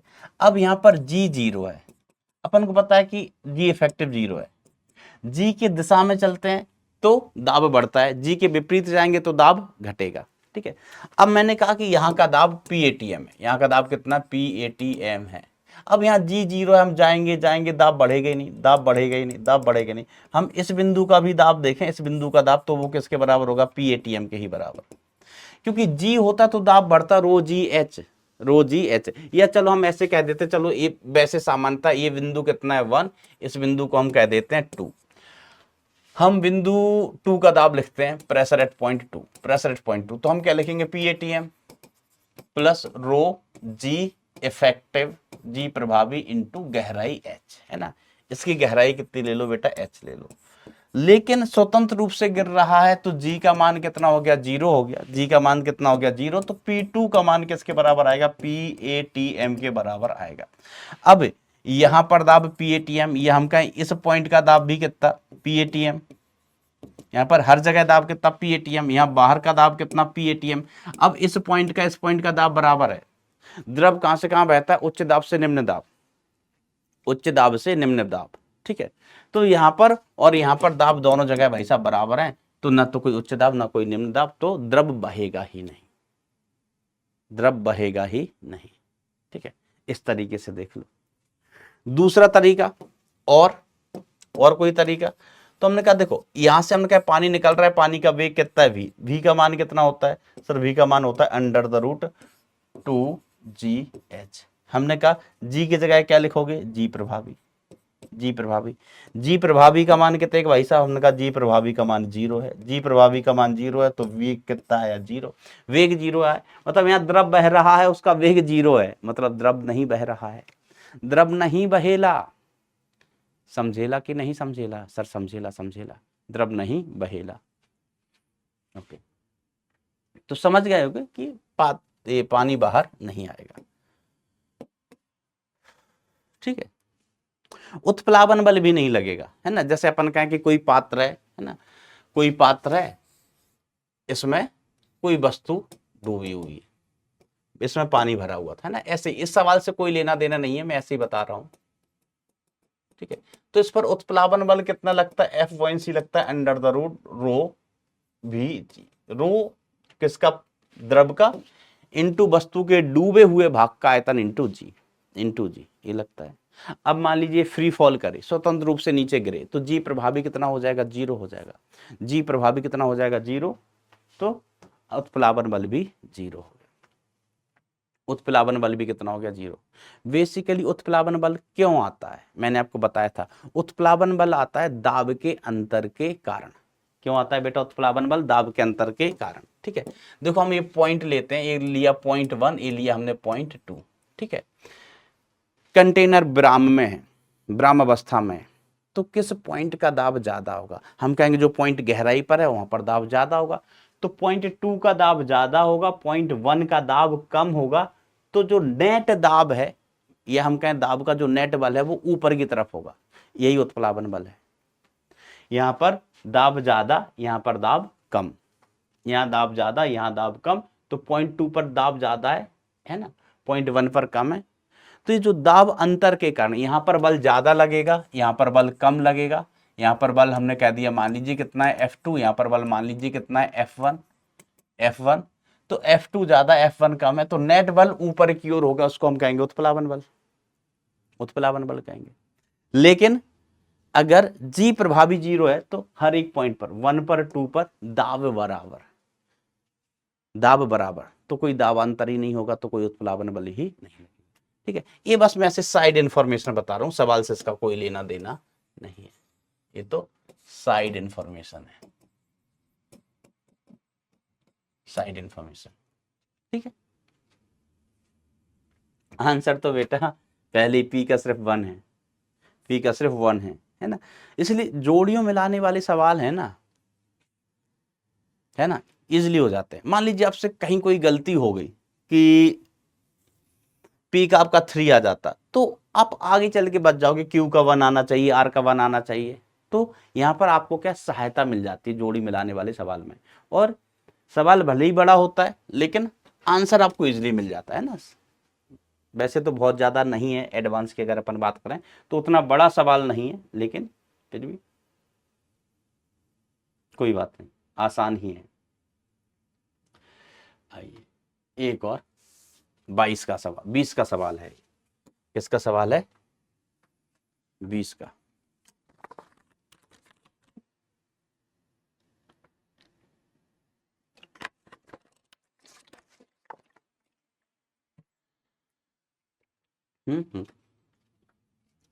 गर्म वायु से भरा हुआ एक गुब्बारा कुछ सवारियों तथा कुछ रेत की पोटलियों को लेकर जा रहा है। वायु से भरा हुआ एक गुब्बारा है, ऊपर जा रहा है। जैसे वो मूवी देखी ना, शायद धमाल है कि पता नहीं, जिसमें वो डब्ल्यू के नीचे, डब्ल्यू के नीचे पता नहीं कौन से पार्क में गोवा में 10 करोड़ रुपए है। फिर वो संजय दत्त बलून लेके उड़ जाता है ऊपर, ठीक है। तो पोटलियों को लेके जा रहा है। रेत की प्रत्येक पोटली का द्रव्यमान 1 किलोग्राम है। गुब्बारे का संपूर्ण द्रव्यमान इतना है, संपूर्ण द्रव्यमान इतना है, टोटल गुब्बारे का द्रव्यमान मतलब पोटलियों का द्रव्यमान प्लस गुब्बारे का द्रव्यमान तथा गुब्बारे का संपूर्ण द्रव्यमान इतना है। इसे उत्प्लावकता प्रदान करने वाला प्रभावी आयतन भी है। साम्यावस्था में है गुब्बारा 100 मीटर की ऊंचाई पर तैरता है, 100 मीटर की ऊंचाई पर तैरता है। जब रेत की n पोटलियां गुब्बारे से निकालकर फेंक दी जाती हैं तो प्रभावी आयतन v के बिना परिवर्तित हुए गुब्बारा अपनी नई साम्यावस्था में आ जाता है जो 150 मीटर की ऊंचाई के निकट है। यदि वायु का घनत्व धरातल से h ऊंचाई पर, वायु का घनत्व धरातल से h ऊंचाई पर इस प्रकार से, ये माइनस साइन था बेटा यहां पर, है ना, यहां पर एक माइनस साइन था, से बदल रहा हो, जहां रो नॉट बराबर इतना है, एच नॉट बराबर इतना है, तो एन का मान क्या होगा। आइए सवाल को समझिए, ठीक है। हमने कहा ये वॉल्यूम है, वैल्यूम।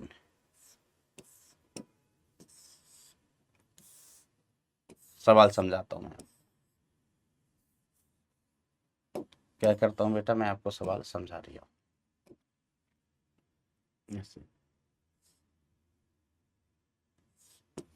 चलिए कुछ भी ऐसे ही कनेक्ट है, ऐसे करके यहां पर एक आदमी खड़ा हुआ है, एक आदमी खड़ा हुआ है, ठीक है। इसके पास कुछ पोटलियां हैं। ऊपर की तरफ बल कौन सा लग रहा होगा, उत्प्लावन बल F1c। नीचे की तरफ क्या लग रहा है, बाहर लग रहा है mg, बाहर लग रहा है mg। साम्यावस्था में उत्प्लावन बल Fv है ना। उत्प्लावन बल सर कौन लगा रहे, तो पानी में डूबा ही नहीं है। तो हमने कहा, आपने देखो ना, गैस के गुब्बारे होते हैं, आप गुब्बारे को छोड़ देते हैं वो ऊपर चला जाता है, देखो ना, जो गैस वाले गुब्बारे होते हैं ना, बलून्स, ठीक है, आप उनको छोड़ देते हो वो ऊपर होता है, जबकि बाहर तो कहाँ है, नीचे है। तो उनको ऊपर कौन उड़ा ले जाता है, ऊपर उड़ा ले जाता है बेटा Fv, ऊपर Fv उड़ा ले जाता है। कहेंगे ओ माय गॉड, Fv ले जाता है क्या ऊपर, Fv लेके जाता है।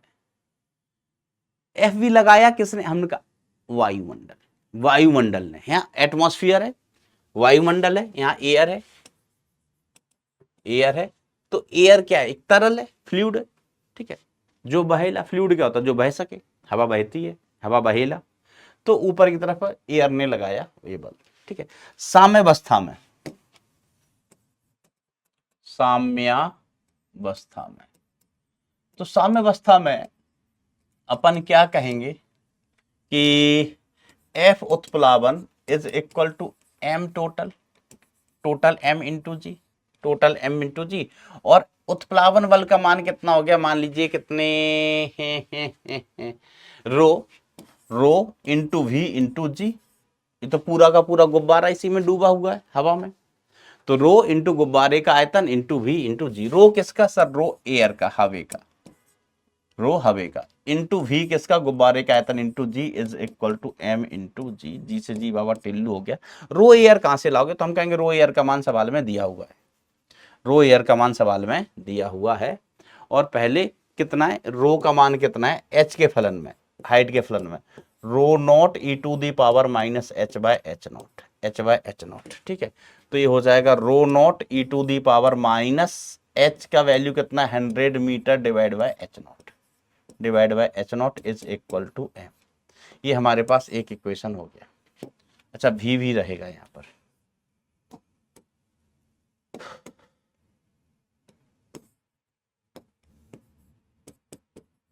भी टू एम, ठीक है, ऐसा। अब देखो, सुनो सुनो, गौर से सुनो भैया, किससे सुनना है, गौर से, गौर से क्या सुनोगे मास्टर।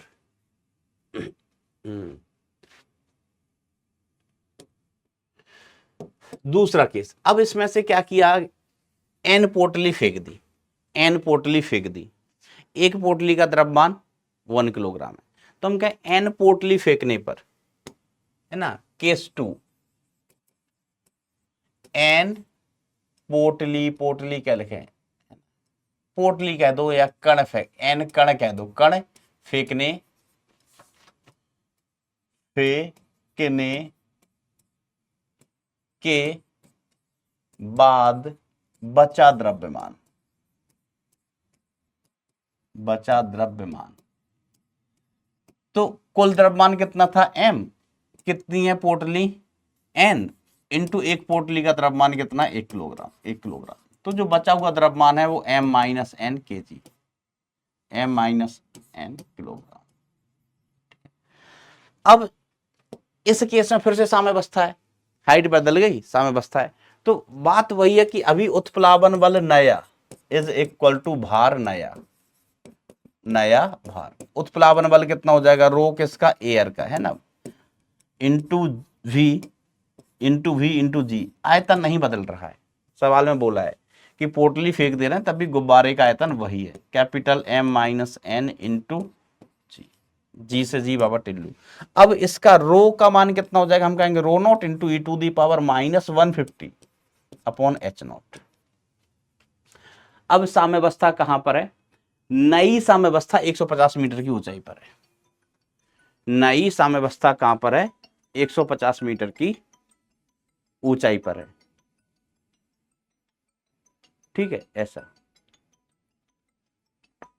150 मीटर की ऊंचाई पर है। हेलो, हाँ चरण सर, पापा जी, हाँ पापा, हाँ हाँ हाँ, लेक्चर के बाद करें पापा कॉल, क्या,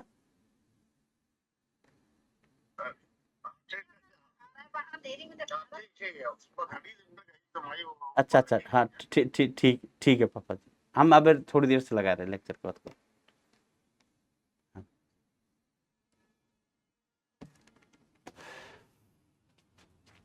अच्छा, ऐसा आदरणीय पिताजी का कॉल था। Is equal to m minus n, इसको हमने कह दिया समीकरण नंबर 2, समीकरण नंबर 2। अब हमको किसका मान चाहिए, इसको कह दो समीकरण नंबर 1। अब समीकरण 1 और 2 को भाग कर दो। अच्छा, यहाँ वी बचेगा, वी रहेगा, क्या रहेगा बेटा, वी रहेगा। अब समीकरण 1 व 2 को भाग कर देते हैं, m का मान हमें दिया गया है, हमें मान किसका निकालना है, n का। m का मान कितना है, 480, इसका द्रव्यमान कितना दिया हुआ है बेटा, 480। ध्यान से सुनिएगा। तो क्या करोगे मास्टर, हमने कहा देखो रो नॉट ठीक है, वी ठीक है, e to the power minus का 100 divided by h naught is equal to what रहा, is equal to 48 m, m ही लिख दो बाद में। फिर rho naught into v into e to the power minus 150 divide by h naught, e to the power minus 150 divide by h naught is equal to m minus n, ठीक है। इनका भागाकार कर दिया जाए, ठीक है, फिर सिंप्लीफाई करना है। ये कैंसिल आउट हो गया, ये कैंसिल आउट हो गया। इसको सिंप्लीफाई करोगे तो ये चला गया ऊपर, ठीक है। तो ये e to the power 150 upon h naught, 150 upon h naught minus 100 upon h naught is equal to, इसका मान कितना है, 480 अपॉन 480 माइनस एन, ठीक है। तो बेसिकली ये बचा है e to the power 50 divided by h naught is equal to 480 divide by 480 minus n. H naught का मान बेटा आपको दिया गया है, सिंप्लीफाई करके एच नॉट का मान कितने एक है भाई साहब, है ना। एच नॉट का मान इतना दिया हुआ है, वैसे हमें इसकी जरूरत नहीं पड़ी, एक कट गया है ना। एच नॉट का मान दिया हुआ है आपको, तो एच नॉट का मान रख के इसको सिंप्लीफाई करेंगे तो आपको वैल्यू मिल जाएगी। यहाँ से एन की वैल्यू आप कैलकुलेट करवा सकते हैं। हमको लगता है कैलकुलेशन काहे दिए, कैलकुलेटर अलाउड था क्या उस टाइम, क्योंकि ई टू दी पावर ये इतना बुरा बचेगा, फिर लॉग वॉग लेके शायद हमको सॉल्व करना पड़ेगा। 600 लॉग वॉग लेके कुछ ऐसे सॉल्व करना पड़ेगा, मान तो बहुत बुरा आएगा, लेकिन ठीक है, कैलकुलेट करना। हमको लगता है कि हो सकता है कुछ वैल्यू दी हो e to the power, I think अगर हम इसको 600 टिंग टिंग 1/12 बुरी वैल्यू आएगी। जैसी वैल्यू आएगी पूरी, लेकिन ठीक है अब ये दिया था तो अप्रोक्सीमेशन निकाल के कुछ ऐसे करके आंसर निकालना होगा। आपको कितना आंसर दे रहे हैं, कितनी पोटलियाँ फेंकी हैं, 4। ठीक है, रो नोट तो कट ही जाएगा बेटा दोनों जगह से, और तो कोई बल है नहीं। ठीक है, 1 किलोग्राम है तथा गुब्बारे का संपूर्ण द्रव्यमान इतना है। ठीक है, चलिए तो ये तरीका है सॉल्व करने का, ये तरीका है भाई सॉल्व करने का। अगला सवाल देखिएगा, अगला सवाल आपके सामने स्क्रीन पर 21 में पूछा गया भैया। कब पूछोगे हो, 21 में। पढ़िए, आइए पढ़ते हैं। एक बेलनाकार नली जिसका आधार चित्र में दर्शाए अनुसार है को जल से भरा जाता है। यह थीटा बराबर 45 डिग्री के कोण वाले दंडित आनत तल के अनुदिश नियत त्वरण ए से नीचे की ओर गतिमान है। P1 P2 नली के आधार पर स्थित क्रमशः बिंदु 1 बिंदु 2 पर दाब है। माना कि बीटा बराबर इतना है। यहां रो जल का घनत्व है, डी नली का आंतरिक व्यास है। ठीक है, जी गुरुत्वीय त्वरण है, सही कथन चुनिए। बीटा बराबर इतना, बीटा किसका मान है, इसका। अच्छा बीटा, आपको इसका बीटा का मान चाहिए P1 माइनस P2। तो देखो पहले तो ये नीचे आ रहा है, हमको ये नीचे आता बिल्कुल अच्छा नहीं लगता, बिल्कुल बहुत ही बुरा लगता है भाई साहब, बहुत ही बुरा लगता है। तो हम क्या करेंगे, इसके ऊपर बैठ जाएंगे, इसका त्वरण इसको दे देंगे दिशा पलट के, इसका त्वरण इसको दे देंगे दिशा पलट के। 0.12। अब देखो जी के घटक करते हैं। अपन को पता है कि त्वरण के दिशा में जाते हैं, त्वरण के दिशा में जाते हैं तो दाब बढ़ता है, त्वरण के विपरीत जाते हैं तो दाब घटता है, दाब घटेला, दाब क्या होएला, दाब घटेला। ठीक है, 1 से 2 जाना है, रास्ता कौन सा चुन लें, कौन सा रास्ता चुन लिया जाए अमित, चलो देखते हैं। अब जी के हम घटक करेंगे, जी कहाँ हो वैसे नीचे, जी कहाँ होता है, नीचे होता है, तो जी के घटक करेंगे। जी का एक घटक भाई साहब यहाँ आएगा, जी का एक घटक भाई साहब यहाँ आएगा, और जी का दूसरा घटक इसके लंबवत आएगा। ठीक है, अब ये 45 डिग्री है, इधर वाला जी कॉस 45, इधर वाला जी साइन 45, ये वाला कितना आ जाएगा, जी साइन 45 डिग्री। बोले तो जी बाय रूट 2 ही आ जाएगा, और ये तो लंबवत है। हमें 1 और 2 पॉइंट पर फोकस करना है, पॉइंट 1 और 2 पर फोकस करना है। ठीक है, चलिए इस दूरी को हमने मान लिया x, इस दूरी को हमने कितना मान लिया x, 1 और 2 के बीच की दूरी को।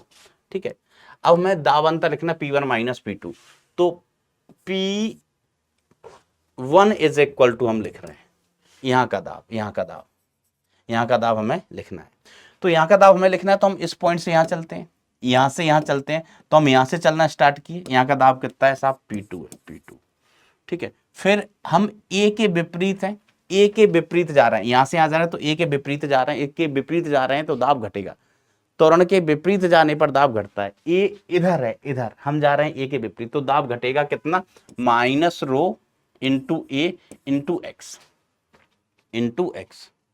ठीक है, फिर हम यहां से यहां जा रहे हैं, यहां से यहां जा रहे हैं, तो जी साइन थीटा, ये जी साइन 45 इसकी दिशा में है, जी साइन 45 की दिशा में, जी साइन 45 इधर है, तो यहां से यहां जाएंगे तो जी वाले घटक के कारण दाब बढ़ेगा, तो हम क्या लिख देंगे, plus rho g by root 2, rho g by root 2 into x, into x. ठीक है, तो P1 इधर है, P2 इधर है भाई साहब, P1 इधर P2 इधर, तो ये कितना आ जाएगा, इसमें से रो कॉमन आ गया, एक्स कॉमन आ गया। ठीक है, इधर कितना बचा है, जी बाय रूट 2 माइनस का ए, जी बाय रूट 2 माइनस का ए। अब हमें x नहीं दिया है, डी दिया है, x नहीं दिया है, डी दिया है, तो हमें अब क्या करना पड़ेगा, x का मान निकालना पड़ेगा, डी के पदों में निकालो। है सिंसिनाटी, कौन से नाती, सिंसिनाटी, निकालो मान। आइए सर निकालते हैं मान, हम कहो इसका मान जो ये 6, ये वाला अच्छा कौन सा करा ले लो, ये ले लो, ये वाला मान जाए, ये दिया है डी, ये दिया है डी, तो एक छोटा सा त्रिभुज बन जाएगा। आप ये एक्स डी, ये वाला एंगल कितना है, 45 डिग्री, तो ये भी 45 डिग्री होगा, कोई भी ले लो, ये 45 है तो ये भी 45 डिग्री होगा। ये वाला एंगल कितना हो जाएगा भाई, 45 भी है, ये 45 तो ये भी 45, आप कह सकते हैं एकांतर कोण है, एकांतर कोण है। तो हम यहाँ पर लिख सकते हैं cos of theta, cos theta मतलब cos 45 degree is equal to, है ना, क्योंकि ये आधार है, एक कर्ण है, डी अपॉन एक्स। कॉस 45 का मान कितना हो, वैसे 1/√2 is equal to d upon x. तो एक्स का मान कितना आ गया यहाँ से, एक्स इज इक्वल टू कितना आ गया, d√2। ओ माई गॉड, d√2। एक्स का मान भी रख देंगे d√2, d√2। तो P1 minus P2, P1 minus P2, ठीक है, कहना करना क्या चाहते हैं, P1 minus P2 is equal to g d√2 into g/√2 minus a. इसको हम अगले पन्ने पे लेके चलते हैं। तो P1 minus P2 is equal to rho d, इससे गुणा कर दो तो ये आ गया डी, गुणा करो अंदर तो इधर आया जी और -a√2, और कुछ बचो है का, रो जी डी है सिंसिनाटी,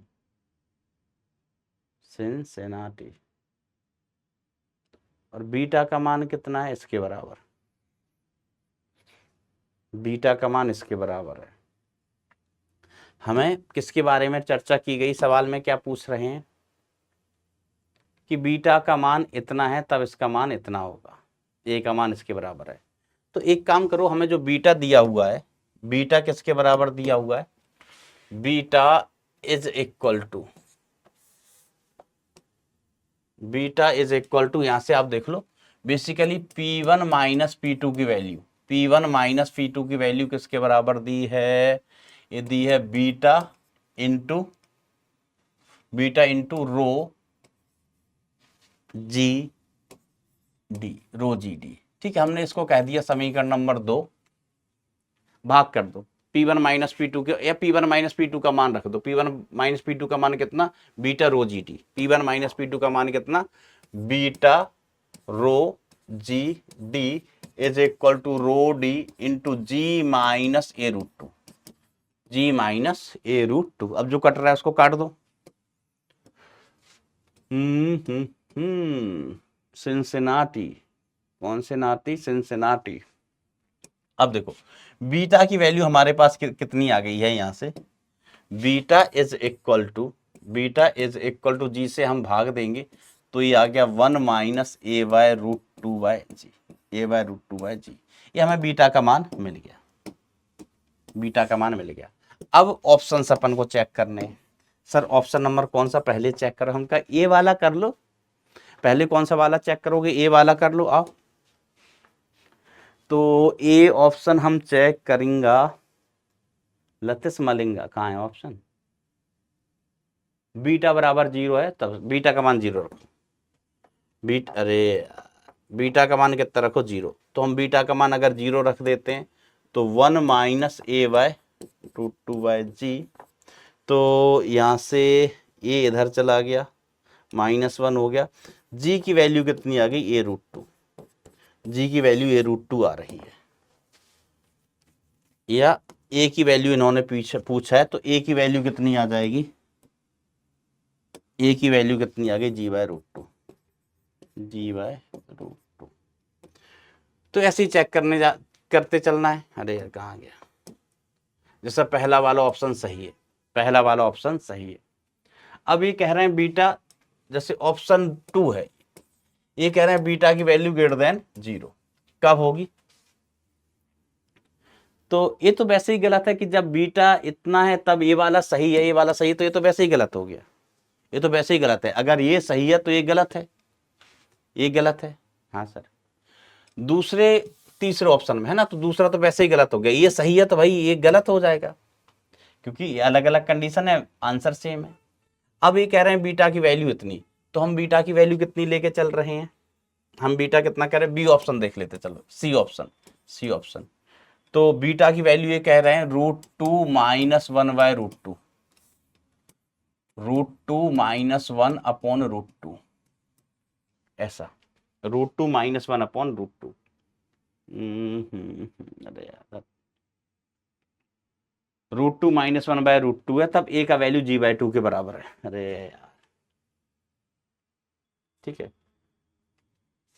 ये इज इक्वल टू इधर 1 माइनस a/√2 इंटू जी। चलो इसको सिंप्लीफाई कर लेते हैं, क्या कर लेते हैं, इसको सिंप्लीफाई कर लेते हैं। तो ये वैल्यू मिली है हमें 1 -1/√2, ठीक है, 1 -1/√2 इधर भाग दे दिया अलग अलग, इधर 1 -a√2/g।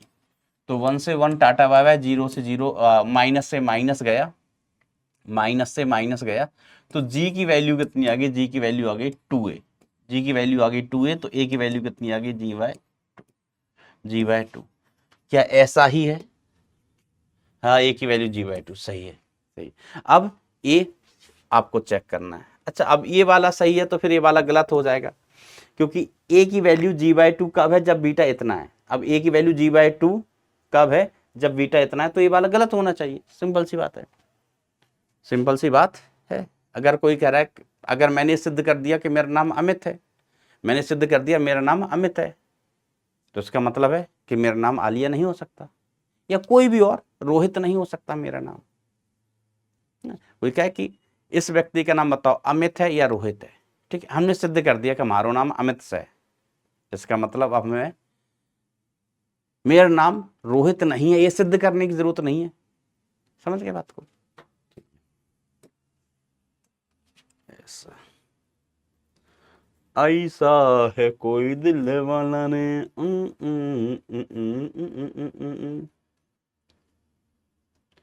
चलिए अगला सवाल।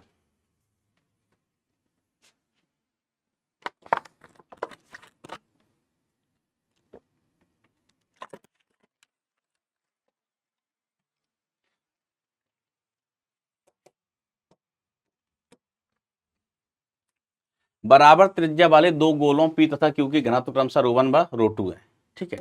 एक डोरी से जोड़कर σ1 व σ2 घनत्व वाले वश्यांतर गुणांक η1 η2 वाले द्रवों L1 L2 में डाला जाता है।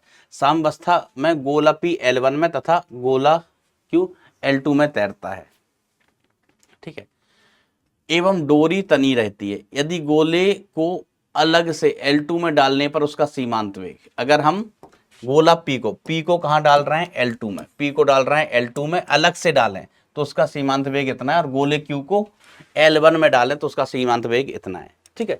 देखो V टर्मिनल सीमांत वेग का सूत्र क्या होता था, जहां तक मुझे याद आ रहा है 2r² G/9 ईटा, रो किसका,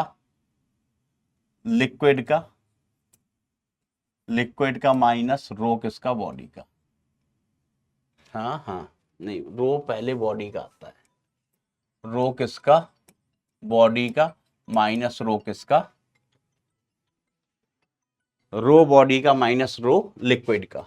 हेलो, हाँ हाँ नेहा जी, अरे मैं लेक्चर रिकॉर्ड कर रहा था। हाँ, अभी थोड़ा सा बचा हुआ है, मैं कॉल करता हूँ लेक्चर रिकॉर्ड करके, कुछ अर्जेंट तो नहीं है, है ना, लेक्चर रिकॉर्ड जैसे होता है ना, मैं कॉल लगाता हूँ, ठीक है, ये होता है,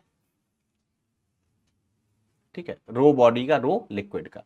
अब देखो जो गोला पी है, गोला पी, तो इसके लिए अपन क्या लिखेंगे, 2, गोले एक समान है r² इंटू जी। अच्छा, ये सब सेम है, ठीक है। कैसे गोले हैं, बराबर त्रिज्या के, r same, g same, 2 same, 9 same, ठीक है। घनत्व तो अलग अलग है, तो ये जो v है, v समानुपाती, यहां से आप ऐसा देख सकते हैं डेट, ये जो v है समानुपाती है किसके, रो किसका, बॉडी का, माइनस रो किसका, लिक्विड का, डिवाइडेड बाय ईटा के।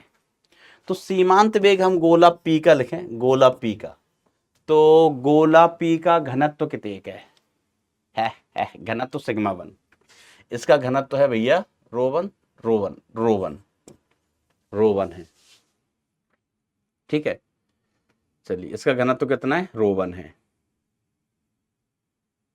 चलो ठीक है, इसका घनत्व कितना है, रो 1 है, और पी को किस में डाला है, 2 में, 2 में, तो 2 का, पी को 2 में डाला है, पी को किस में डाला है, 2 में, तो 2 का घनत्व sigma 2 minus sigma 2 divide by श्यानता गुणांक किसका, 2 का ही लगेगा, श्यानता गुणांक किसका लगेगा, 2 का लगेगा, ऐसा,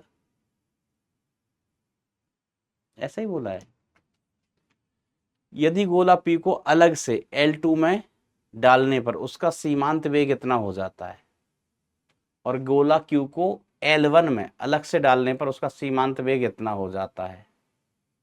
अरे भैया, अरे भैया, ये बराबर है समानुपाती ऑप्शंस में, परिमाण। Hmm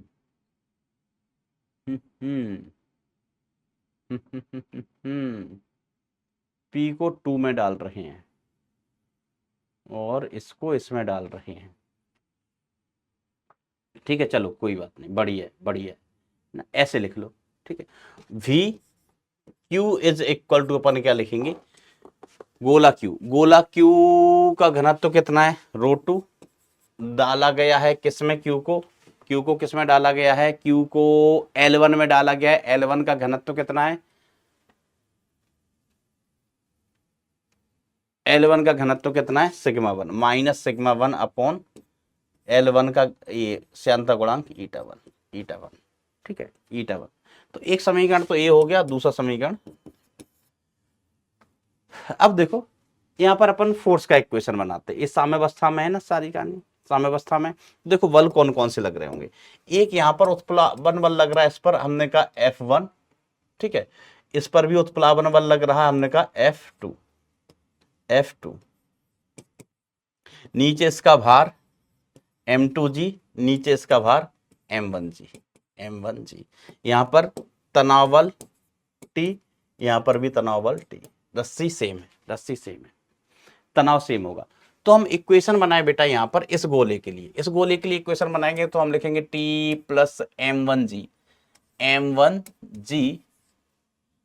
is equal to F1, और इसके लिए इक्वेशन बनाए तो हम लिखेंगे T plus F2 is equal to what, is equal to M2G। अब हम इनको सब्ट्रैक्ट कर देता है, T को गायब कर दें, तो T को गायब करने के लिए आप इनको सब्ट्रैक्ट कर दीजिए, इनको घटा दीजिए, ठीक है। तो जब आप इनको घटाएंगे, माइनस माइनस माइनस यो गया, तो यहां से कितना क्या बचेगा अपने पास, यहां से बचेगा M1G minus F2 is equal to F1 minus M2 into G, ठीक है। अब आप चाहो तो वैल्यू इसको इधर बुला लो, इसको उधर बुला लो, कुछ भी कर लो, चलो हम M1 की वैल्यू लिखते हैं। तो M1 की वैल्यू कितनी हो जाएगी, rho into V into G minus द्रव 2 का, है ना, F2 इस पर लगने वाला उत्प्लावन बल, तो इस द्रव का घनत्व कितना, सिग्मा 2, डूबे हुए भाग का आयतन V, गोले सेम है, तो आयतन भाई साहब सेम होएगा, गोले सेम है तो आयतन कैसा होएगा, सेम होएगा, into G is equal to F1 का मान कितना है, तो इसका घनत्व sigma 1 into V into G minus M2G बोले तो rho 2 into V into G, ठीक है। अब VG टाटा बाय बाय, तो यहां से बेटा हमें एक इक्वेशन मिल गई, रो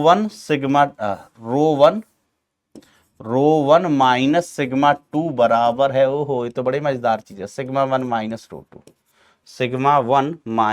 2, कुछ माइनस प्लस का चक्कर हैगा का, ठीक है, नहीं, चलिए एक हमारे पास ये महत्वपूर्ण इक्वेशन हो गई, अब देखो ये हमारे पास बराबर मिल गया, ध्यान दीजिएगा, ये हमारे पास कैसा मिल गया बेटा, बराबर मिल गया, तो हम इनका भाग करें, इवन इसका परिमाण लेना है, तो सिग्मा रो 1 माइनस सिग्मा 2 बराबर है रो 2 माइनस सिग्मा 1 के, ठीक है। तो इनका हम परिमाण लेंगे तो ये आपस में बराबर है, इनके जो परिमाण है मॉड ले लें, अपन क्या ले लें, इसके मॉड, ठीक है। अपन ऐसा कह सकते हैं कि रो 1 माइनस सिग्मा 2 इसका परिमाण बराबर है किसके, रो टू माइनस सिग्मा वन के, माइनस सिग्मा वन के, इनके परिमाण बराबर है ना, माइनस चिन्ह का अंतर है। तो जब हम भाग करेंगे बेटा तो ये कट जाएंगे, ये कट जाएंगे, हमें मिलेगा क्या, हमें मिलेगा क्या इस जीवन में, हमें मिलेगा v p upon v q, v p upon v q is equal to eta one upon eta two, eta one upon eta two. देखना मैंने कछु गड़बड़ तो नहीं कर दिया, नहीं, ये वाला ऑप्शन सही हो जाए, है ना, मॉड लगा है, मॉड, वैसे एक माइनस का फर्क है लेकिन मॉड लगा हुआ है, मॉड लगा हुआ है, ठीक है। अब हम देखें वेग सदिश कहाँ होंगे इनके, ठीक है, ये हो गया, ये सही है तो ये वाला गलत है। अब अगर देखो डॉट प्रोडक्ट है, दो राशियों का डॉट प्रोडक्ट अपन देखें, मैं इस खोपचे में बता देता हूं, है ना, इस खोपचे में बता देता हूं। हमने कहा ए वेक्टर डॉट बी वेक्टर, ठीक है, इसकी वैल्यू 0 होती है अगर थीटा कितना है 90 डिग्री, ठीक है। ए वेक्टर डॉट बी वेक्टर इसकी वैल्यू ग्रेटर देन 0 होती है अगर थीटा लेस देन 90 डिग्री है। कॉस थीटा कैसा होगा, है ना, ए बी कॉस थीटा पे डिपेंड करेगा। तो अगर थीटा 90 से कम है तो कॉस थीटा पॉजिटिव, और अगर थीटा 90 से ज्यादा हो गया, थीटा 90 से ज्यादा हो गया तो a vector dot b vector is less than 0 होगा अगर थीटा ग्रेटर देन 90 हो गया। ऐसा क्यों, ऐसा क्यों, थीटा 90 से ज्यादा, थीटा 90 से ज्यादा तो कॉस थीटा कैसा होता है, कॉस थीटा हो जाता है नेगेटिव, कॉस थीटा कैसा हो जाता है भैया, नेगेटिव हो जाता है। कर दो नेगेटिव कॉस थीटा को, कॉस थीटा को कर दो नेगेटिव, सर कैसे कर रहे हैं, मैं क्या कर दो, मत शर्मा, कर दो कॉस थीटा को नेगेटिव कर दो, ठीक है। अब अपन चेक करते हैं कि कौन कहाँ जाएगा, कौन कहाँ जाएगा, गोला, अरे कहाँ हो तुम, कौन सा गोला कहाँ जाएगा। जैसे ही हम इसको काट देंगे, ऐसे काट देंगे तो तनाव 0, अभी समय बचता है भाई साहब, ओ भाई साहब, ये वीपी कब के वेग हैं, वीपी सीमांत वेग वीपी है इसमें, और इसमें ऐसा है, जब इसको इसमें डुबाया गया। तो देखो बेटा इसको इस तरीके से सोचना, इस तरीके के सोचना, इसको हम इसमें डुबा रहे हैं, इसका घनत्व तो ज्यादा होगा, तभी तो ये नीचे है, ये नीचे क्यों है, इसका घनत्व तो ज्यादा है, ठीक है। तो इसमें जब हम इसको डुबाएंगे, इसका घनत्व तो ज्यादा है, इसका घनत्व तो ज्यादा है, तो ये भागेगा ऊपर, ये भागेगा ऊपर, और इसको जब हम इसमें डुबाएंगे तो ये जाएगा नीचे, ये जाएगा नीचे, तो एक गोला ऊपर जाएगा एक नीचे जाएगा 180 डिग्री कोण पर, एक ऊपर जाएगा एक नीचे जाएगा, एक ऊपर जाएगा एक नीचे जाएगा 180 डिग्री के कोण पर, तो ये इसका मान नेगेटिव ही आएगा, इसका मान कैसा आएगा बेटा, नेगेटिव आएगा। देखो यहां से अपन एक तो कंक्लूजन ये निकाल सकते हैं, पहली चीज कि सिग्मा 2 का मान ज्यादा है, सिग्मा 1 का मान कम है, सिग्मा 1 का मान कम है, ठीक है। अब सिग्मा 1 का मान कैसा है, कम है, ठीक है। अब इसका भार ज्यादा है, इसका भार ज्यादा है भाई साहब, टी प्लस F2 मिलकर इसको बैलेंस कर रहा है। अब इसका भार ज्यादा है, सिग्मा कम है, भार ज्यादा है, तो ये कहां जाएगा, इसमें नीचे जाएगा, ठीक है। इस द्रव में ये कहां जाएगा, नीचे, ठीक है। और इसमें देखो इसका भार कम है, कैसे कम है सर, टी mg मिलके, टी और mg मिलके इसको बैलेंस कर रहे हैं, तो इसका भार कम है, इस बार इसका भार कम है।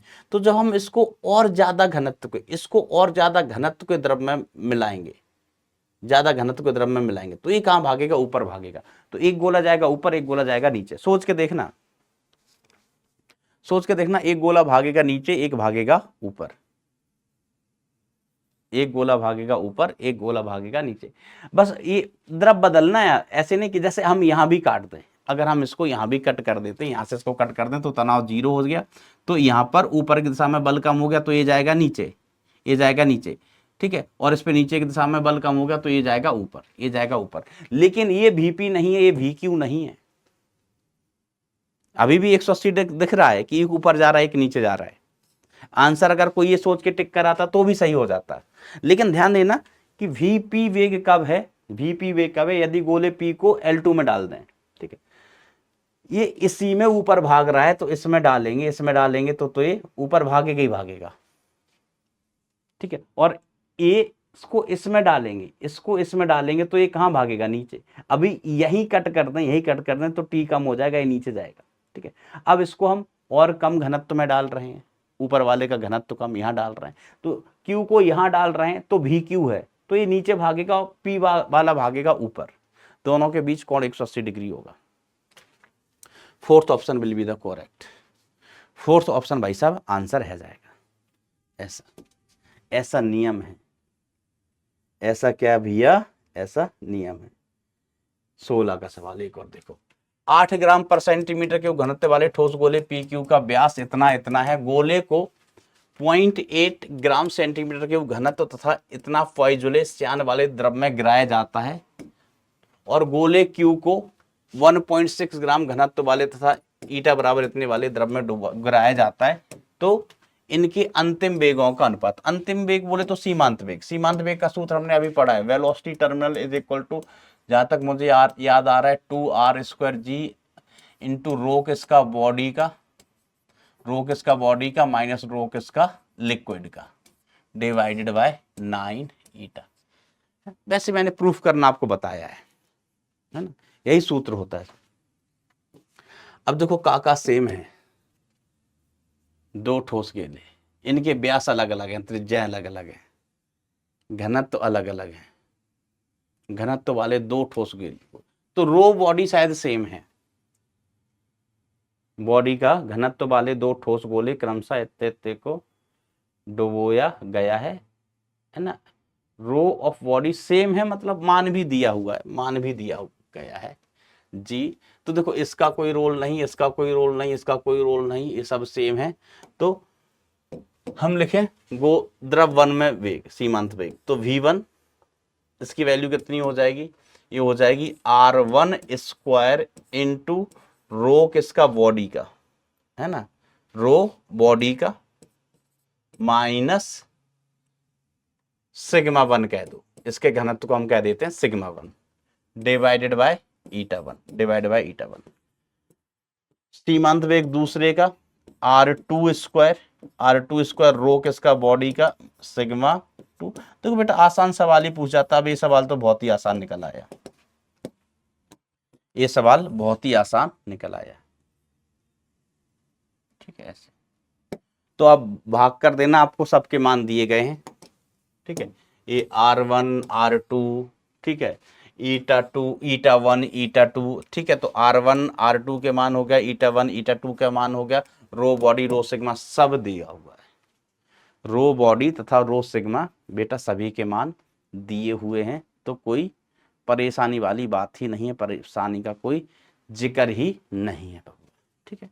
तो इनको सॉल्व करेंगे तो अनुपात मिल जाएगा। जल्दी से सॉल्व करके कमेंट में बता दो भैया, भाई नहीं हो हमरे, सॉल्व करके कमेंट में बता दो क्या आना चाहिए, क्या लग रहा है आपको, क्या आना चाहिए आंसर, बता देंगे। ये भी करने लायक सवाल है ना। वैसे देखो मैं आपको फिर से वही कह रहा हूं कि इन टॉपिक्स में भी, सभी टॉपिक में क्वेश्चन डिफिकल्ट 50% तो भाई आप कर सकते हैं अगर सवाल ढूंढेंगे, तो 30% में सिलेक्शन हो जाना है, 50% में ठीक ठाक रैंक आ जाती है 2000-1500 के आसपास, ठीक है। ऐसा तो डिफिकल्ट नहीं होता। अब पृष्ठ तनाव इतना दिया गया है, द्रव की एक बूंद की त्रिज्या इतनी है जिसे के समरूप बूंदों में विभाजित किया गया है, विभाजित किया गया है, ऐसा होगा शायद, किया गया है। पृष्ठ ऊर्जा में बदलाव इतना है, के का मान इतना है, मान ज्ञात कीजिए। तो देखो पृष्ठ ऊर्जा में बदलाव कि एक बूंद है, एक बूंद से कई बूंदें बनाई हैं, टें टें टें टें टें टें टें कई बूंदें बनाई हैं, तो इसकी त्रिज्या हमने कहा कैपिटल आर, इसकी त्रिज्या हमने मान लिया स्मॉल आर। तो हम आयतन संरक्षण कराएंगे सबसे पहले, तो 4/3 पाई आर की घात 3 इज इक्वल टू 4/3 पाई और छोटा आर की घात 3, ठीक है। ऐसी कितनी बूंदें हैं, के बूंदें हैं, आयतन संरक्षण हो गया। ये एक बूंद का आयतन इंटू के, छोटी छोटी बूंदों का आयतन, ये बड़ी बूंद का आयतन। तो यहां से आपको आर की घात 3 इज इक्वल टू आर की घात 3 इंटू के एक रिलेशन मिल गया, काम की चीज। और पृष्ठ ऊर्जा में परिवर्तन क्या हो जाएगा, एनर्जी हम लिखें, पृष्ठ एनर्जी इनिशियल, तो हम लिखेंगे एस इंटू पृष्ठ एरिया इनिशियल, ए इनिशियल, तो ये क्या हो जाएगा S into 4 pi capital R square. Final energy लिखें, फाइनल एनर्जी लिखें तो S into area final total, तो S एक बूंद का एरिया 4 पाई छुटका R स्क्वायर। मेंस जैसा सवाल है, थोड़ी सी कैलकुलेशन हो सकता है, कैलकुलेशन हो, इनटू कैलकुलेशन करना आपको आता है, इनटू के, एक बूंद का एरिया इनटू टोटल। अब इसमें चेंज आपको दिया है, ऊर्जा में परिवर्तन आपको दिया हुआ है, तो ऊर्जा में परिवर्तन आप यहां से भाई साहब निकाल सकते हैं कि डेल्टा यू क्या लिखेंगे, you final minus you initial, इसका मान आपके पास है 10⁻³ ठीक है, और इसका मान भी आपके पास है माइनस इसका मान भी आपके पास है, इनकी वैल्यू पुट कर देना। कैपिटल आर का मान है, स्मॉल आर उसके पदों में मिल जाएगा, एस का मान आपको दिया गया है, सारे मान बेटा आपको दिए गए हैं। कर लोगे कि नहीं कर लोगे, का बबुआ, कर लोगे ना? हाँ सर जी कर लेंगे। एक दो सवाल और हैं इसमें, मैं होमवर्क के तौर पे दूंगा, आसान है। जैसे ये सवाल है, हमको लगता है एक आंतरिक त्रिज्या आर वाली एक समान केस नली को ऊर्ध्वाधर तरीके से पानी से भरे एक बीकर में डुबोया जाता है। केस नली में पानी बीकर के पृष्ठ H ऊंचाई तक उठता है। पानी का पृष्ठ तनाव सिग्मा है। पानी और केस नली की दीवार के बीच संपर्क कोण थीटा है। नवचंद्रक में उपस्थित पानी के द्रव्यमान की उपेक्षा कीजिए। अरे भाई कैपिलरी राइज, इसका सूत्र जहां तक आता था, कैपिलरी राइज का सूत्र जहां तक मुझे याद आ रहा है, ये 2s cos theta upon rho g r आता था, जहां तक हमको याद आ रहा है। ठीक है, s को यहां पर सिग्मा बोला है, 2 प्रस्तनाव कितना है sigma into cos of theta divide by rho g r. देख लेना, दिए गए केस ना लिख ले, आर बढ़ाने पर एच का मान कम होता है, सही बात है। आर को आप बढ़ाओगे, आर इंक्रीज करोगे तो एच बेटा घटेगा, बिल्कुल सही बात है। दिए गए पदार्थ से बनी केस नली में एच प्रस्तनाव पर निर्भर नहीं करता, ये गलत बात है, ये गलत बात है। एच प्रस्तनाव सिग्मा पर निर्भर कर रहा है, सिग्मा कह लो या एस कह लो, निर्भर कर रहा है भाई, है ना। एच समानुपाती है सिग्मा के, यार एच समानुपाती है सिग्मा के। यदि प्रयोग एक नियत त्वरण से ऊपर जाने वाली लिफ्ट में किया जाए तो एच का मान, लिफ्ट में जाएंगे तो जी प्रभावी बदलेगा। लिफ्ट कहां जा रही है सर, ऊपर जा रही है तो जी बढ़ेगा, जी बढ़ेगा तो एच घटेगा, जी बढ़ेगा तो एच घटेगा, बिल्कुल सही जवाब है। लिफ्ट में गए, जी की जगह जी प्रभावी, लिफ्ट कहां जा रही है ऊपर, जी प्लस है, जी बढ़ गया, जी बढ़ गया तो एच घट गया, यहीं से दिख रहा है। एच संपर्क कोण थीटा के समानुपाती है, ना लल्ला ना, संपर्क कोण एच समानुपाती है, एच समानुपाती कॉस ऑफ थीटा के, ना कि थीटा के, ना कि थीटा के, तो ये गलत हो गया। ठीक है, इस टॉपिक को मैं आपको पीवाईक्यू में कुछ चिमनी इमनी वाले सवाल मिलेंगे, एक है ना, था मैंने देखा था, लेकिन उसमें कुछ ना गड़बड़ था, है ना, तो बाद में वो क्वेश्चन ड्रॉप कर दिया गया था, क्वेश्चन ही हटा दिया गया था। तो परेशान मत होना, कहीं वो मिले आपको क्वेश्चन देखो तो कि यही ला सर ये वाला नहीं है, वो बाद में जेई वालों ने सवाल हटा ही दिया था, उसमें कमी थी इसके लिए। तो चलो फिलहाल आज के लिए इतना ही, है ना, और क्वेश्चंस होंगे मैं होमवर्क के तौर पर और दूंगा तो डिस्कस करना। पढ़ाई करते रहे, मन लगा के दिल लगा के, मन लगा के दिल लगा के। तो बच्चों मन लगा के, दिल लगा के, दिमाग लगा के पढ़ाई करते रहे। Thank you so much, tata bye bye, take care, love you all बच्चों।